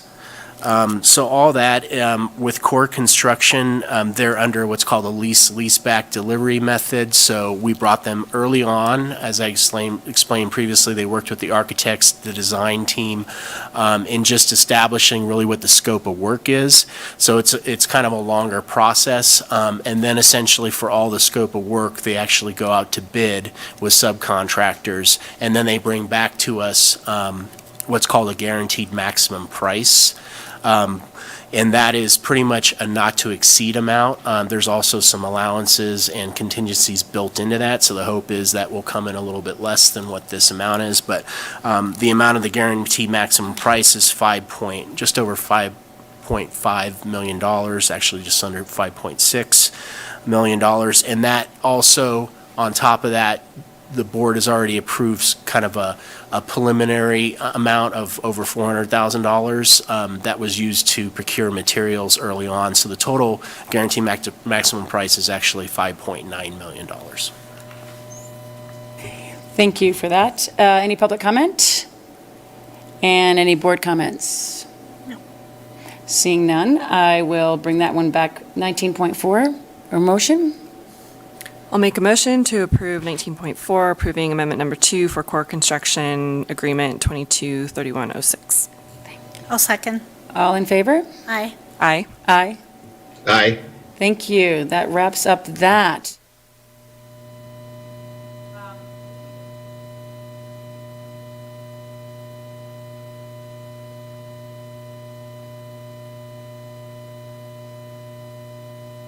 Even on. Melissa is here.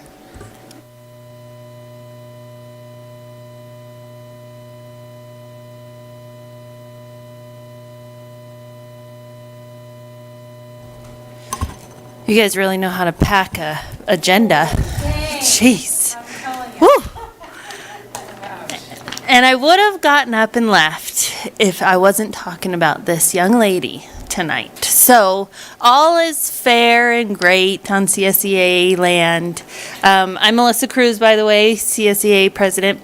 And we have another gathering tomorrow in Kings Beach over on the lakeside to end our school year and to make sure that side of the lake is all included. So that'll be really cool. But I wanted to take this evening to talk about two strong, educated, and very inspiring women. One of them's not here tonight, but one of them is here tonight. Carmen and Joan.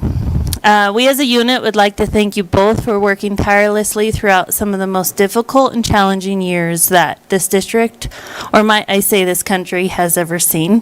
The COVID pandemic sent many districts into a tailspin. However, you two managed to keep us from crashing to the ground. Then we saw the winter that never stopped in 2022-23. And you continued to keep us afloat in many ways, knowing this was a situation that took an army to navigate through, and you never once thought you could do it without all of us. You encouraged, pushed, and even sometimes poked us, but in the end, we succeeded. I would say we might have hit the ground a couple times, but each time bouncing back a little bit stronger. And we as classified employees learned a lot from working together with you and learning alongside each other. Carmen, you never have given up on us, and you have shown true support of our classified unit by including us in many discussions, decisions, and trainings. On a personal note, we know you have never liked public speaking. And with knowing that about you and watching you get more and more comfortable with it over the years, at least the years you've been with us, you've helped me to realize even professional, educated superintendents are human. We wish you the best on your next journey down in San Rafael, and we're really happy for you that you'll be around your family whom you love dearly. Joan's not here, but I'll read what I wrote to her. I'll also share it with her tomorrow. Joan, where do we start? I know that you wholeheartedly care for our classified unit. When I met you, I was only a negotiator and you were trying to recruit for our unit. You asked me many times to be a job steward, and then you started saying you should think about stepping in even more. So I think I can blame her for where I am at this point. I can speak for Jeff Otter, our labor rep, Rosa, our job steward, Melissa, she's our secretary, and Rose Green as our treasurer, that we have all truly enjoyed working with her, and our work relationship is very positive. We as a unit have gone through all the emotions with her: tears, laughter, sadness, joy, anger, resentment, gratitude, and many more. I suppose that puts the human in human resources. She's shown us her strength and many times her softness during negotiations, and honestly, that has been very important to us, as well as a bit humbling at times. Although many of our members can say they've gone around and around with her at times, we can also honestly say that our common goal in every situation has been fairness and to keep our eyes open to the bigger picture, which is what's best for our whole unit of many different classifications. Thank you, Joan, for all you've been for this district, and we congratulate you on your many years of service and wish you all the best in the future endeavors. And we as a unit also want to let Mr. Shepherd know that we're looking forward to working with him side by side to continue to make this district amazing for our students, staff, and our community. So, Carmen, we just have a little bouquet of flowers to thank you.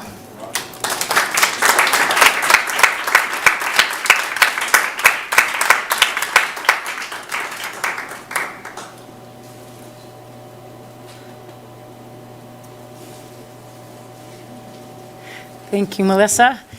And it looks like our new president, Aaron Lefevers. Ba-bam. Myself up here. I know, sorry. That's right.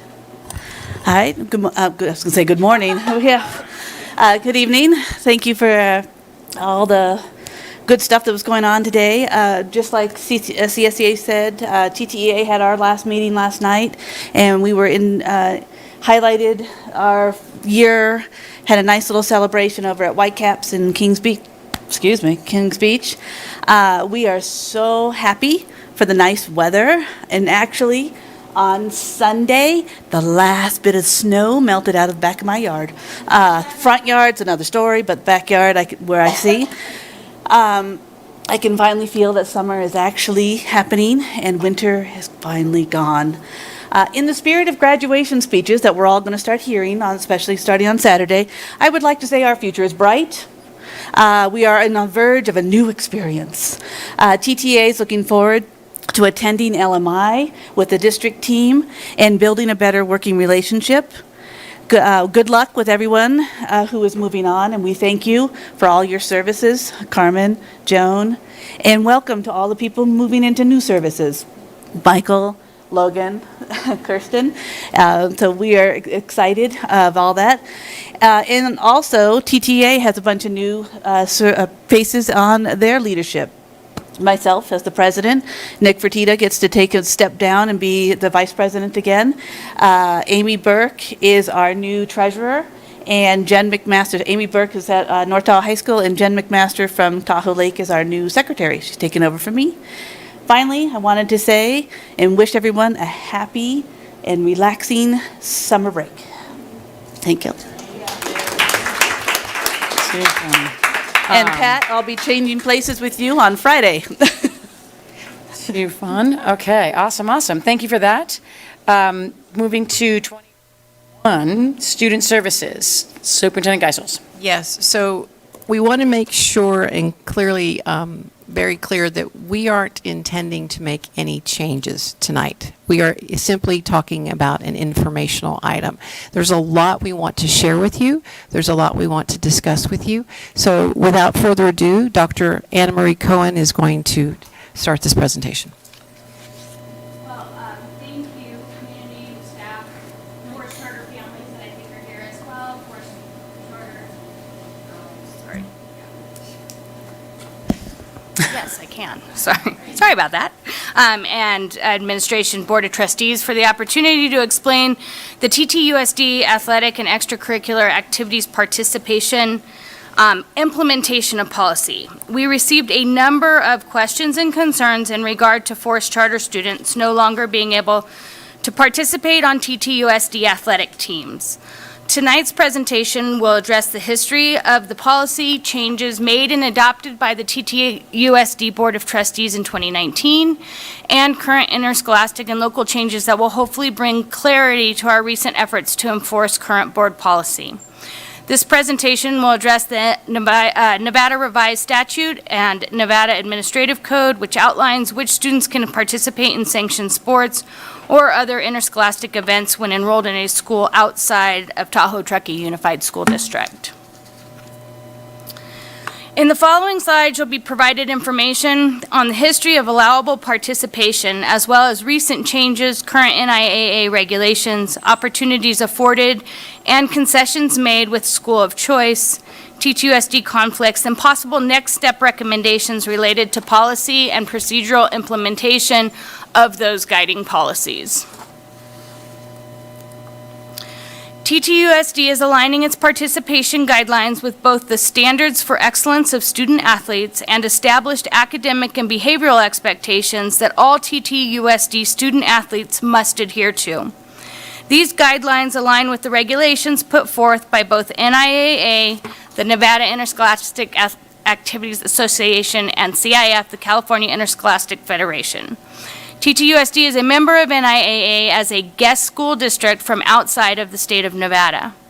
Due to changes in 2017 NIAA regulations and 2019 TTUSD board policy, TTUSD should have been implementing these changes to student eligibility and participation beginning in the 2019-2020 school year.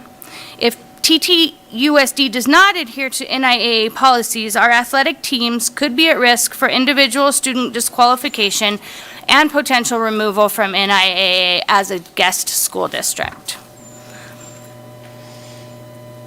All of our actions are based on applicable California Education Code, Nevada Revised Statutes, and TTUSD board policy.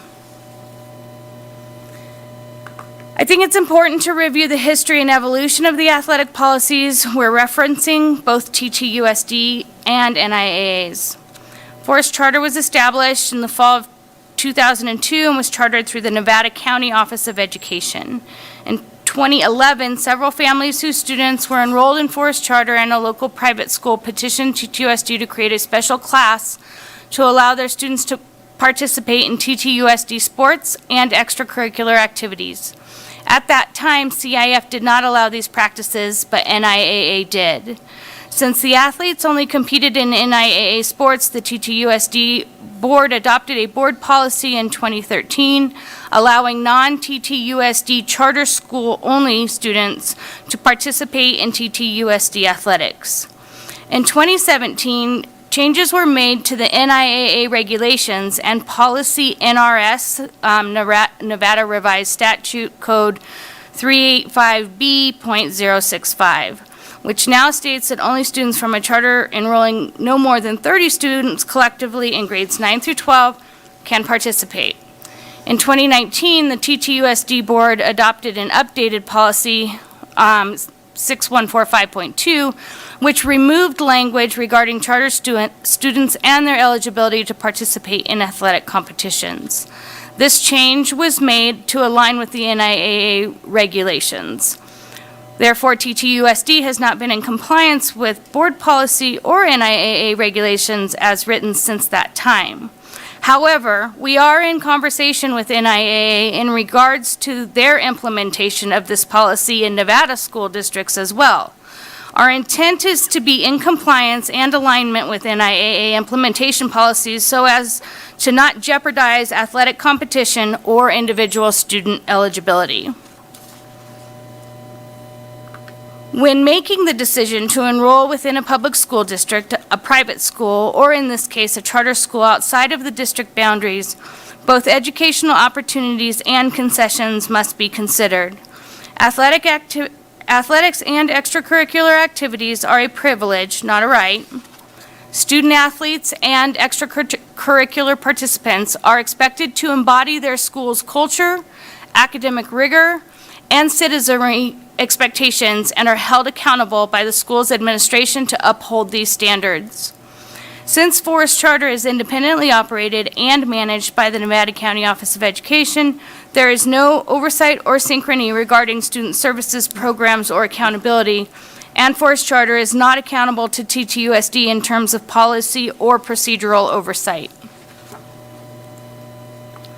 TTUSD must comply with NIAA requirements, and we have not been in compliance with their recent regulation changes.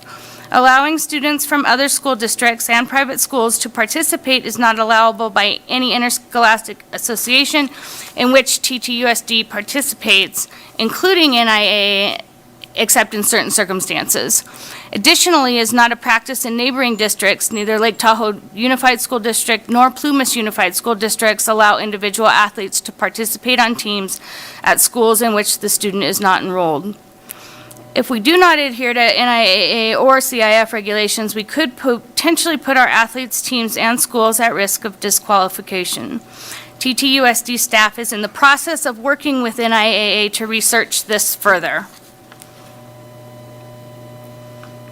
TTUSD has, beyond athletic competition participation changes, also encountered requests from students who attend charter and private schools in the area. This includes requests to participate in schools' evenings of excellence, band recitals, model UN, requests to attend school functions such as dances and bring guests. In addition, there have been requests for exceptions from disciplinary standards. Students who had disciplinary and citizenship issues in their non-TTUSD school of enrollment continue to participate in competition and extracurricular activities. It's important to highlight that individual schools design and develop highly engaging activities and opportunities for the students who are enrolled and attend our schools. These activities are a privilege for those students who uphold the expectation of being a student at the individual school. TTUSD does not have jurisdiction over any non-enrolled student, therefore we cannot monitor and hold these participants to the same level of accountability. Additionally, non-school participants jeopardize an opportunity for a school player or participant by taking an available opportunity for an enrolled member of the student body. TTUSD encourages students to pursue their academic, athletic, and specific talents while attending TTUSD schools. We design and set up individual learning plans based on student needs. We are always willing to work with families enrolled in our schools to develop an appropriate plan. Students enrolled in their TTUSD school of residence and attending at least 50% of the time are eligible to compete in NIAA and CIF sanctioned athletic activities. However, if a student's needs don't align with TTUSD policies and they choose an educational option, including a non-TTUSD charter school or a private school, there are a few possible solutions that could still provide them opportunities to participate in athletics, including recreational, club, and community activities.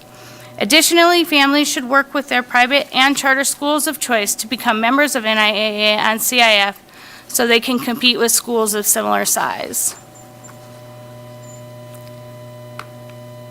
There are also a few possible next steps for TTUSD. One is that TTUSD staff can continue researching the ramifications or unintended consequences of not adhering to our current 2019 board policy and NIAA regulations and how these consequences could impact our enrolled TTUSD students. Two is to move forward with the implementation of the current 2019 board policy and make it effective at the start of the 23-24 school year. Three is to move forward with implementing the current 2019 board policy, but to include a grandfather clause, allowing all incoming 9th grade through 12th grade Forest Charter students to participate with a full implementation after that. And I would like to highlight that TTUSD is in a unique situation in which the district is navigating student athletes located in multiple counties and across 2 states. We would like to take the time to continue the work with NIAA navigating this very unique situation. Are there any questions or comments from the board? And thank you everyone for your time this evening. Thank you, Dr. Cohen. Thank you for that. Comments? Danielle? Are we going to do public comment first? Well, yeah, she just said, I think you're going to go further. Are you doing more after this? I don't have questions. Okay, okay. Okay, so at this point, let's do, I think we do have some public comment that was given to me earlier, and we'll start with these, and that would be Kim Furtado. Okay, that's great, I recognize that. And then John Schumacher, you are next. And then Maggie is after that.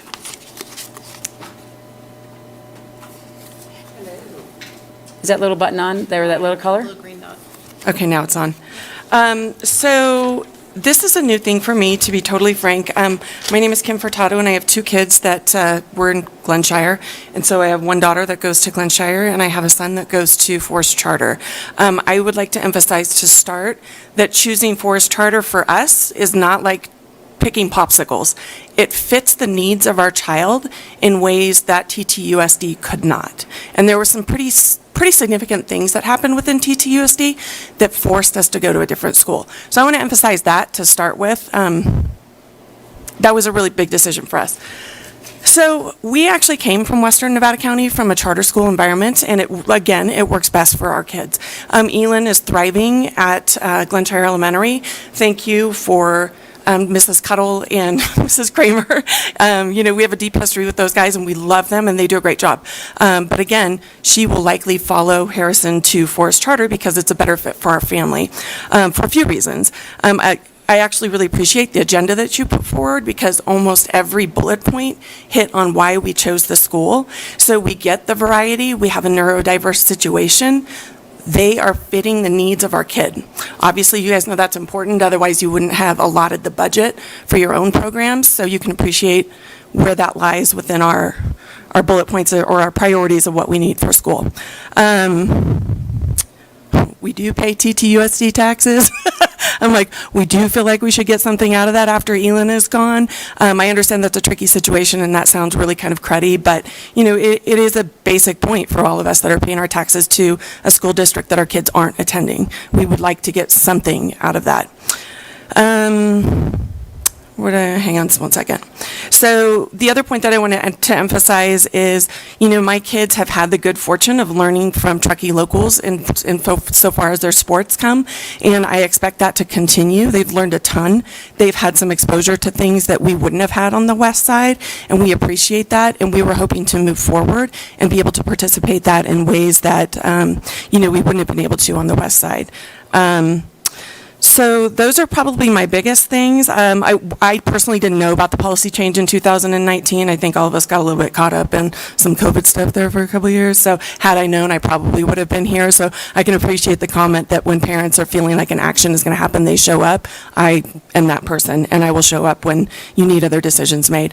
If there's inputs that we need to make to NIAA, I have no doubt that all of us Forest Charter parents will go and make that happen. But I need personally just to know what those points of contacts are and what you think would be the best decision, because I don't know how to have that conversation. So some guidance would be much appreciated. And I think that's, for the most part, it. That was perfect timing. Yeah, it was. Thank you. And then John. Okay. Good evening. My name is John Schumacher. So a couple years ago, no, not a couple years ago. Next year I start my first year of high school, and ever since I was a young kid, I have been looking forward to doing high school sports. A couple months ago, it was confirmed that I would be able to attend high school sports even if I went to Forest Charter. And these recent weeks, that has changed. For the board to implement the exclusion of me and other fellow students from sports and other activities that we count on in high school without an alternative plan and appropriate communication is devastating.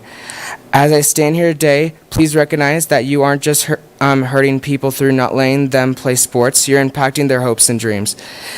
I know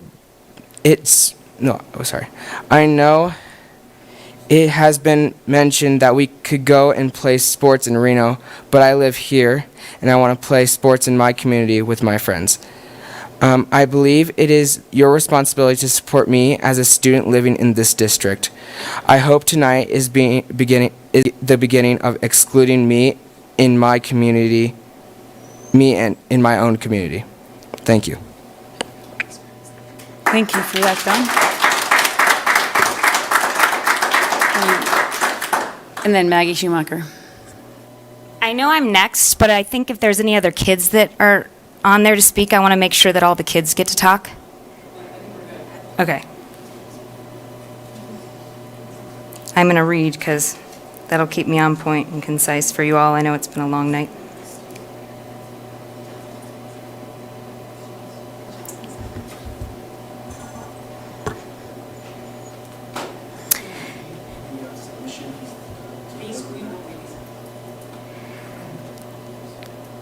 Sorry.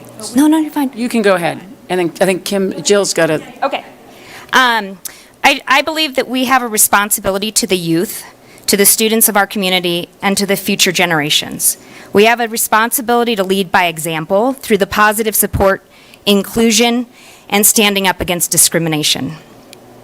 To implement a decision as substantial as this one without adequately informing our community and including the community, and without due diligence to create alternative solutions is deeply troubling. We are an amazing community and we can do better. My son stood up here tonight to advocate for himself. He's no stranger. Sorry.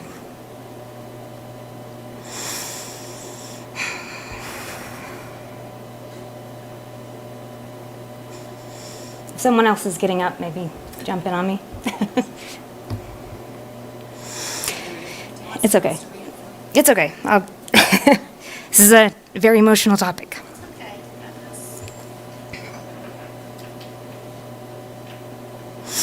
If you want to read for me. Sorry. Where you at? Just maybe right here. My son stood up here tonight to advocate for himself. He is no stranger to adversity. However, what saddens me the most is the fact that this is 2023, and he is even having to worry about this. I ask each of you to think about your high school experience. Did you start your summer break feeling that you would be excluded in your hometown? We should be rallying together for solutions. We should be showing the young people of our community that their opportunities and futures matter. We should be showing up with transparency and not passing the buck. You shared the big picture tonight. Where is the big picture effort for this policy? I hope that this board will delay implementation on a vote that was completed before COVID in a different climate and circumstances. Let's find solutions together using the pillars you've indicated are the core of this district, including community and inclusion. I will say it again, we can do better. They deserve better. If anyone on the board would like to connect about this conversation over coffee or a phone call, please reach out. Anything else? You good? Thank you.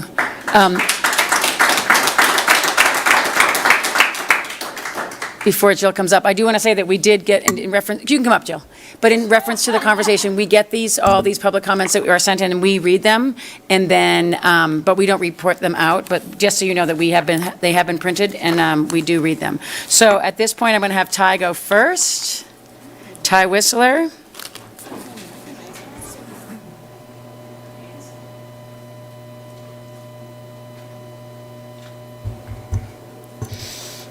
Good evening or good night. All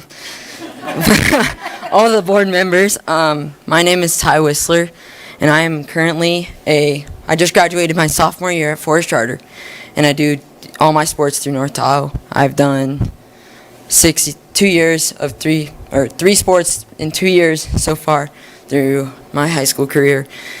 And what I want to talk about is the mental side of basically cutting out sports, just from a story from my standpoint. So, from a student who loves sports and can get very competitive, this is a very unfortunate event.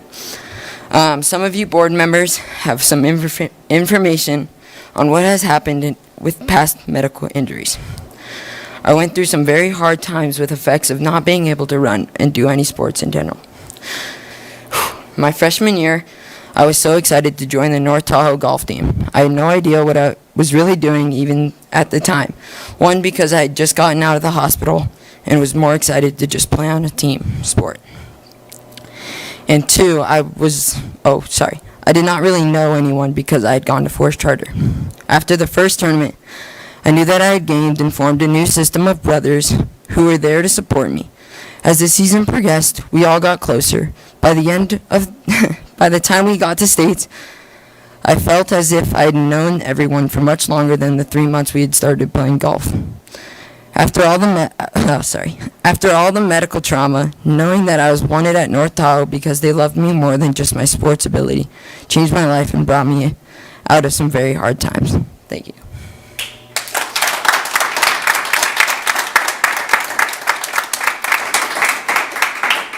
Thank you, Ty. Jill Whistler. Thanks.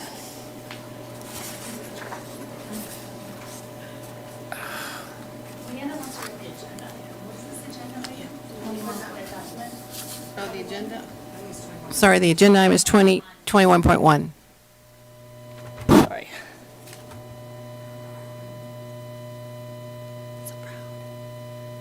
Hi.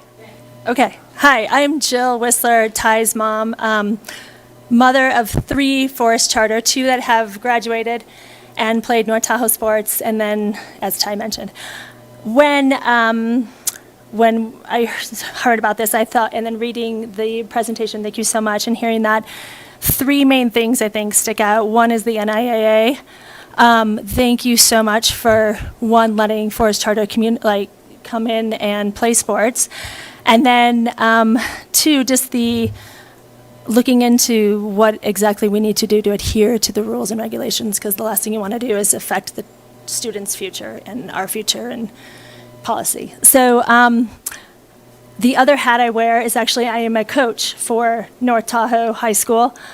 For the last 2 years, I actually volunteered for 2 years to help people out because they had no swim program, because we have no pool. That's on the agenda item for the next budget. But we had no pool. So we're in a weird situation. We have to depend upon our community to share pools, right? So as high school students, we're either traveling to Truckee or traveling across the border to Nevada. And we are a unique situation with sports, right? We're California residents, but compete in Nevada. Like, we have nothing but unique. And I looked at that policy and I saw D as unique situations, and we have a unique community. So I'm hoping that we can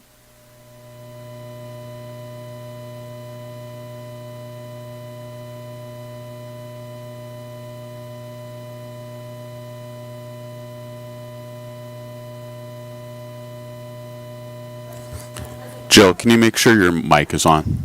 The green light should be on. push. There you I'm go. so sorry, Ed. No worries. Okay, I didn't push it. On the academic side, so as a coach, we use that as the means of communication to see if a child or student athlete, is academic eligible. So I think there's some things that we could do working with cohesiveness and partnering together with Forest Charter and having responsibility laid upon Forest Charter as far as, maybe Janice and whatever, putting in the grades and the accountability and things like that, or working with the ADs directly, which could lessen some of the work on TTUSD, and then put accountability and reliability upon Forest Charter and the coaches. On the third aspect, for the behavior aspect that was mentioned in the presentation, man, it is my responsibility as a coach to hold those kids accountable, I feel. I do a protocol, I make them sign a conduct, essentially, and a code of conduct, and if they don't adhere to it, and I work with the AD, I work with the policy of TTUSD, and that's how we determine if they can play, if they are acting appropriately, because we're out in the public and we're at other establishments, and so we have high expectations, and I hope that we can hold our children higher and just defer this policy, or at least grandfather. Thank you. Thank you, Jill.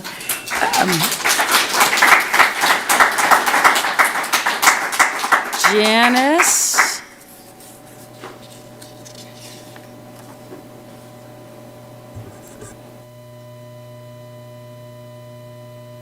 Making sure the green light's on. Okay. Thank you. I know it's really late tonight, so I really appreciate the board and everybody. Anna Marie, thanks for that presentation. It really gave me some insight on what's kind of going on, because I know we've had some conversations about miscommunications and that sort of thing, so I really appreciate it. I know BJ is going to talk about a couple of things tonight, but I know it's a long meeting, but I really liked hearing about your strategic plan, your LCAP. They are all aligned with us at Forest Charter School. I really appreciate that. And especially talking about partnerships in the district with your community members. I would like to think that Forest Charter School is a community member and we can partnership together with you. I think you've already heard that we have families in both schools. We have families in Forest Charter, TTUSD. I even have families that have a child in Reno at a private school. So I'd like us as a community to support all those families. I also, when I was talking to Jill, our students do really well. They help academically in the sports with the GPAs. I'd like to make sure that we think about that one there too. We only have anywhere in the last few years from 2013 to present around 60 to 80 students in our high school. That's it. We can't make a golf team. We can't make a cross-country team. We might be able to make a snowboard team and a ski team. I can definitely do that because Bryce Bennett was been in there, Lila Lapanja, all those kind of people. We can make those teams. I can't make those other teams. I can't help Ty out. Okay, so I'd hope that we can figure something out. In fact, one of the last things I'd like to say very quickly is I think some of our students helped even make records at your school, okay, in sports. Cooper DeReich, Cheyenne Brown, Stephen Cuneo. Those were all really incredible athletes that boosted the numbers in your school academically as well as place records. In the end, I also want to talk about possibly a discipline incident that was up there. We didn't know that there was an issue in our middle school program because we didn't know that this student was on the middle school team. Okay, so I think we can talk about that and communicate that sort of thing. We know who's on our high school teams. We didn't know who was on the middle school teams. Okay, so I hope that we can communicate that. And I'm about ready to end. And let's just say I've also been in communication with the NIAA and figuring out how we can come with a solution to being in a very unique geographical location. Again, thank you for your time tonight. We really appreciate some collaboration. Thank you.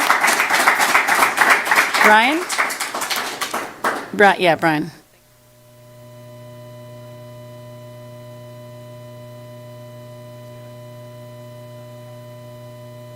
Yeah, done. Yeah, I can prescribe. All right. Thank you, everyone, for listening to me.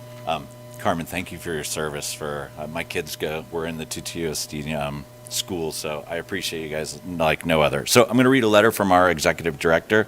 As the executive director of Forest Charter School, I want to extend my appreciation for the opportunity to address the board of directors.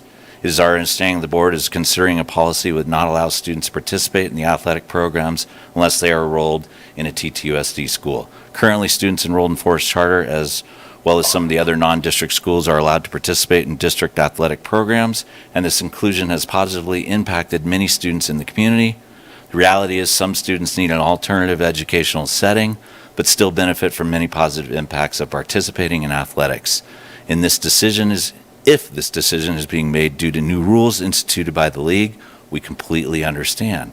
However, if this decision is based on issues like eligibility, fair play behavior, health, safety concerns, or other issues along these lines, we would welcome an opportunity to work with you to find collaborative solutions to any issues that might make this policy feel necessary. That's from Peter Sagabell, our director. And then for me, I was a coach for AYSO soccer, girls and boys, and a coach for our youth football also. These kids grow up together as kindergartners all the way through high school, and they play together. I would love to see that continue. So I'm not advocating so much for our students at the moment, I'm advocating for that second grader that may have the potential to play with his friends, Little League, football, basketball, name your sport. And hopefully, I think looking at the NIAA rules, I think there's a way we can work this all out. So thank you for letting me speak. Thank you, BJ. Mariano.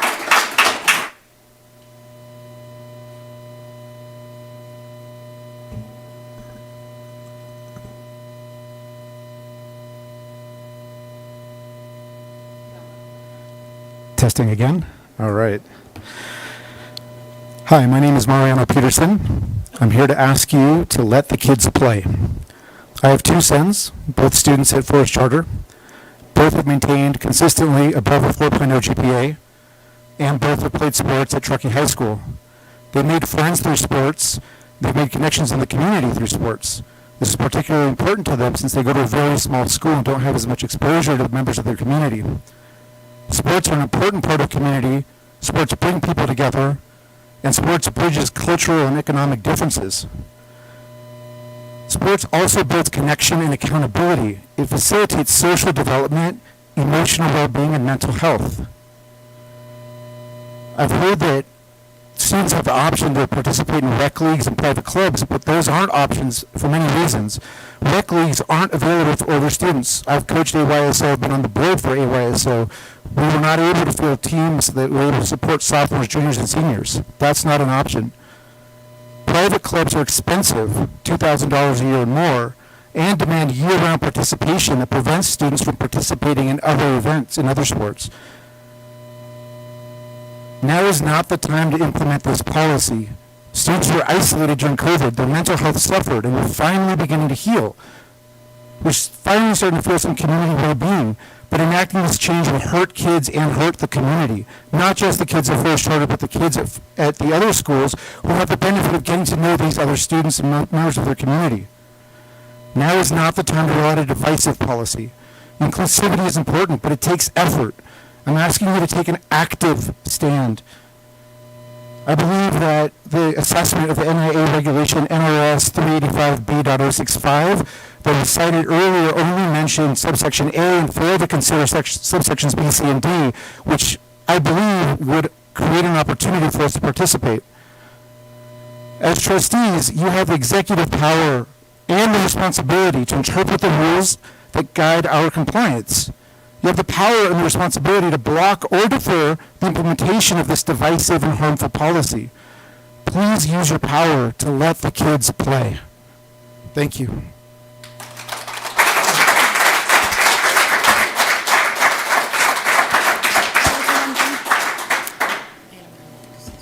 Thank you for that. And then Anne Marie. Oh, okay. Thank you. Well, if you're going to just go right to the. Yeah, sorry. Lena Jacuzzi. Thanks. Hi, my name is Lee. Is it on? Yeah. Is it green light on? Yeah. Yep. My name is Leanna Jacuzzi, and I have two graduates of the school district here. My kids are obviously no longer in school, but I just want to say how important it is.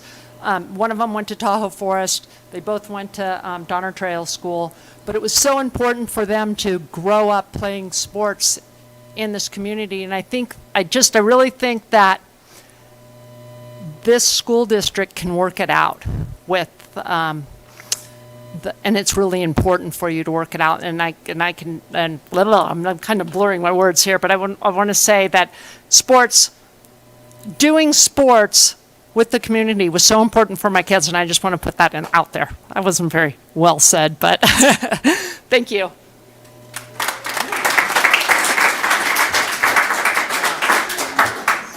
Thank you, Lena. I'm going to bring it back to Anna Marie.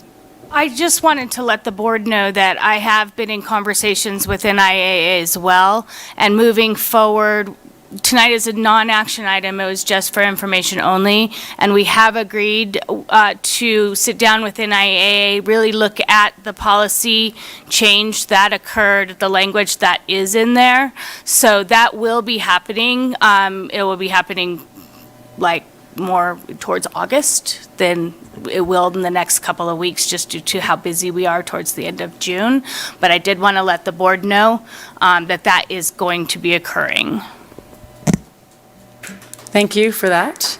And I do want to reiterate that this was an info-only item, and that's sort of the reason why it is, this is part of the process, and it is info, and that is why we appreciate the input that's there, and it wasn't a decision-making, and that, again, is just part of policies and procedures. As if it's an info-only, we don't make any action now, we just take input, positive, negative, and everything, so that then we are able to process that from here on out. With that being said, is there any board comments to add to this? Again, acknowledging that we're not taking action tonight, I do want to recognize all the participation we've gotten from the parents and the students. Always great to have people come up and provide comments to us and provide them in writing.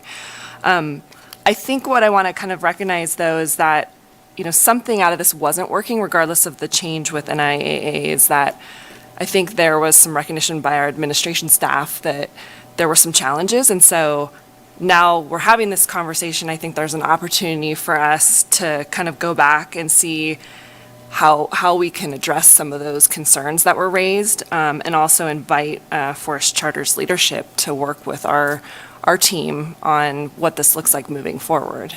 So it's an opportunity, I guess, is what I'm saying.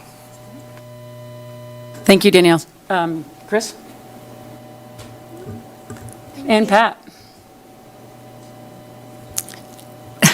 All right. That was a no, nothing tonight. I'm going to reserve my comments for a later time. Is that because it's 9:25 at night? And what time are you? It's 10:30 here. Good on you, mate. Okay, let's wrap this up quickly. What I do want to make a comment, though, too, that it is definitely something that is important for all of us to understand, that we are a community. We do know that we all are here together, all of us, as you all know, that I was in Forest Charter as well, and my students, or my child, went to Forest. And then we did have an opportunity to come back because the ski academy was at North Tahoe. I see full on. I just spent all day yesterday and today in a conference for U.S. Ski and Snowboard. Sports are huge. It's a big deal. It makes us, it does help us in every which way. And so I don't think that that your comments and your thoughts are not heard. We hear everything. It's a definite. I wouldn't say it's a tough one because you are our community, but you're not our school district children. So how do we merge that? And it is one of those things where we are small, we need our community in every which way. So it's one of those very, I wouldn't say touchy, but it's a very sensitive topic. And I do want to echo what Danielle said, is that, we do want to invite the Forest Charter leadership to meet with our district leadership and to facilitate a solution.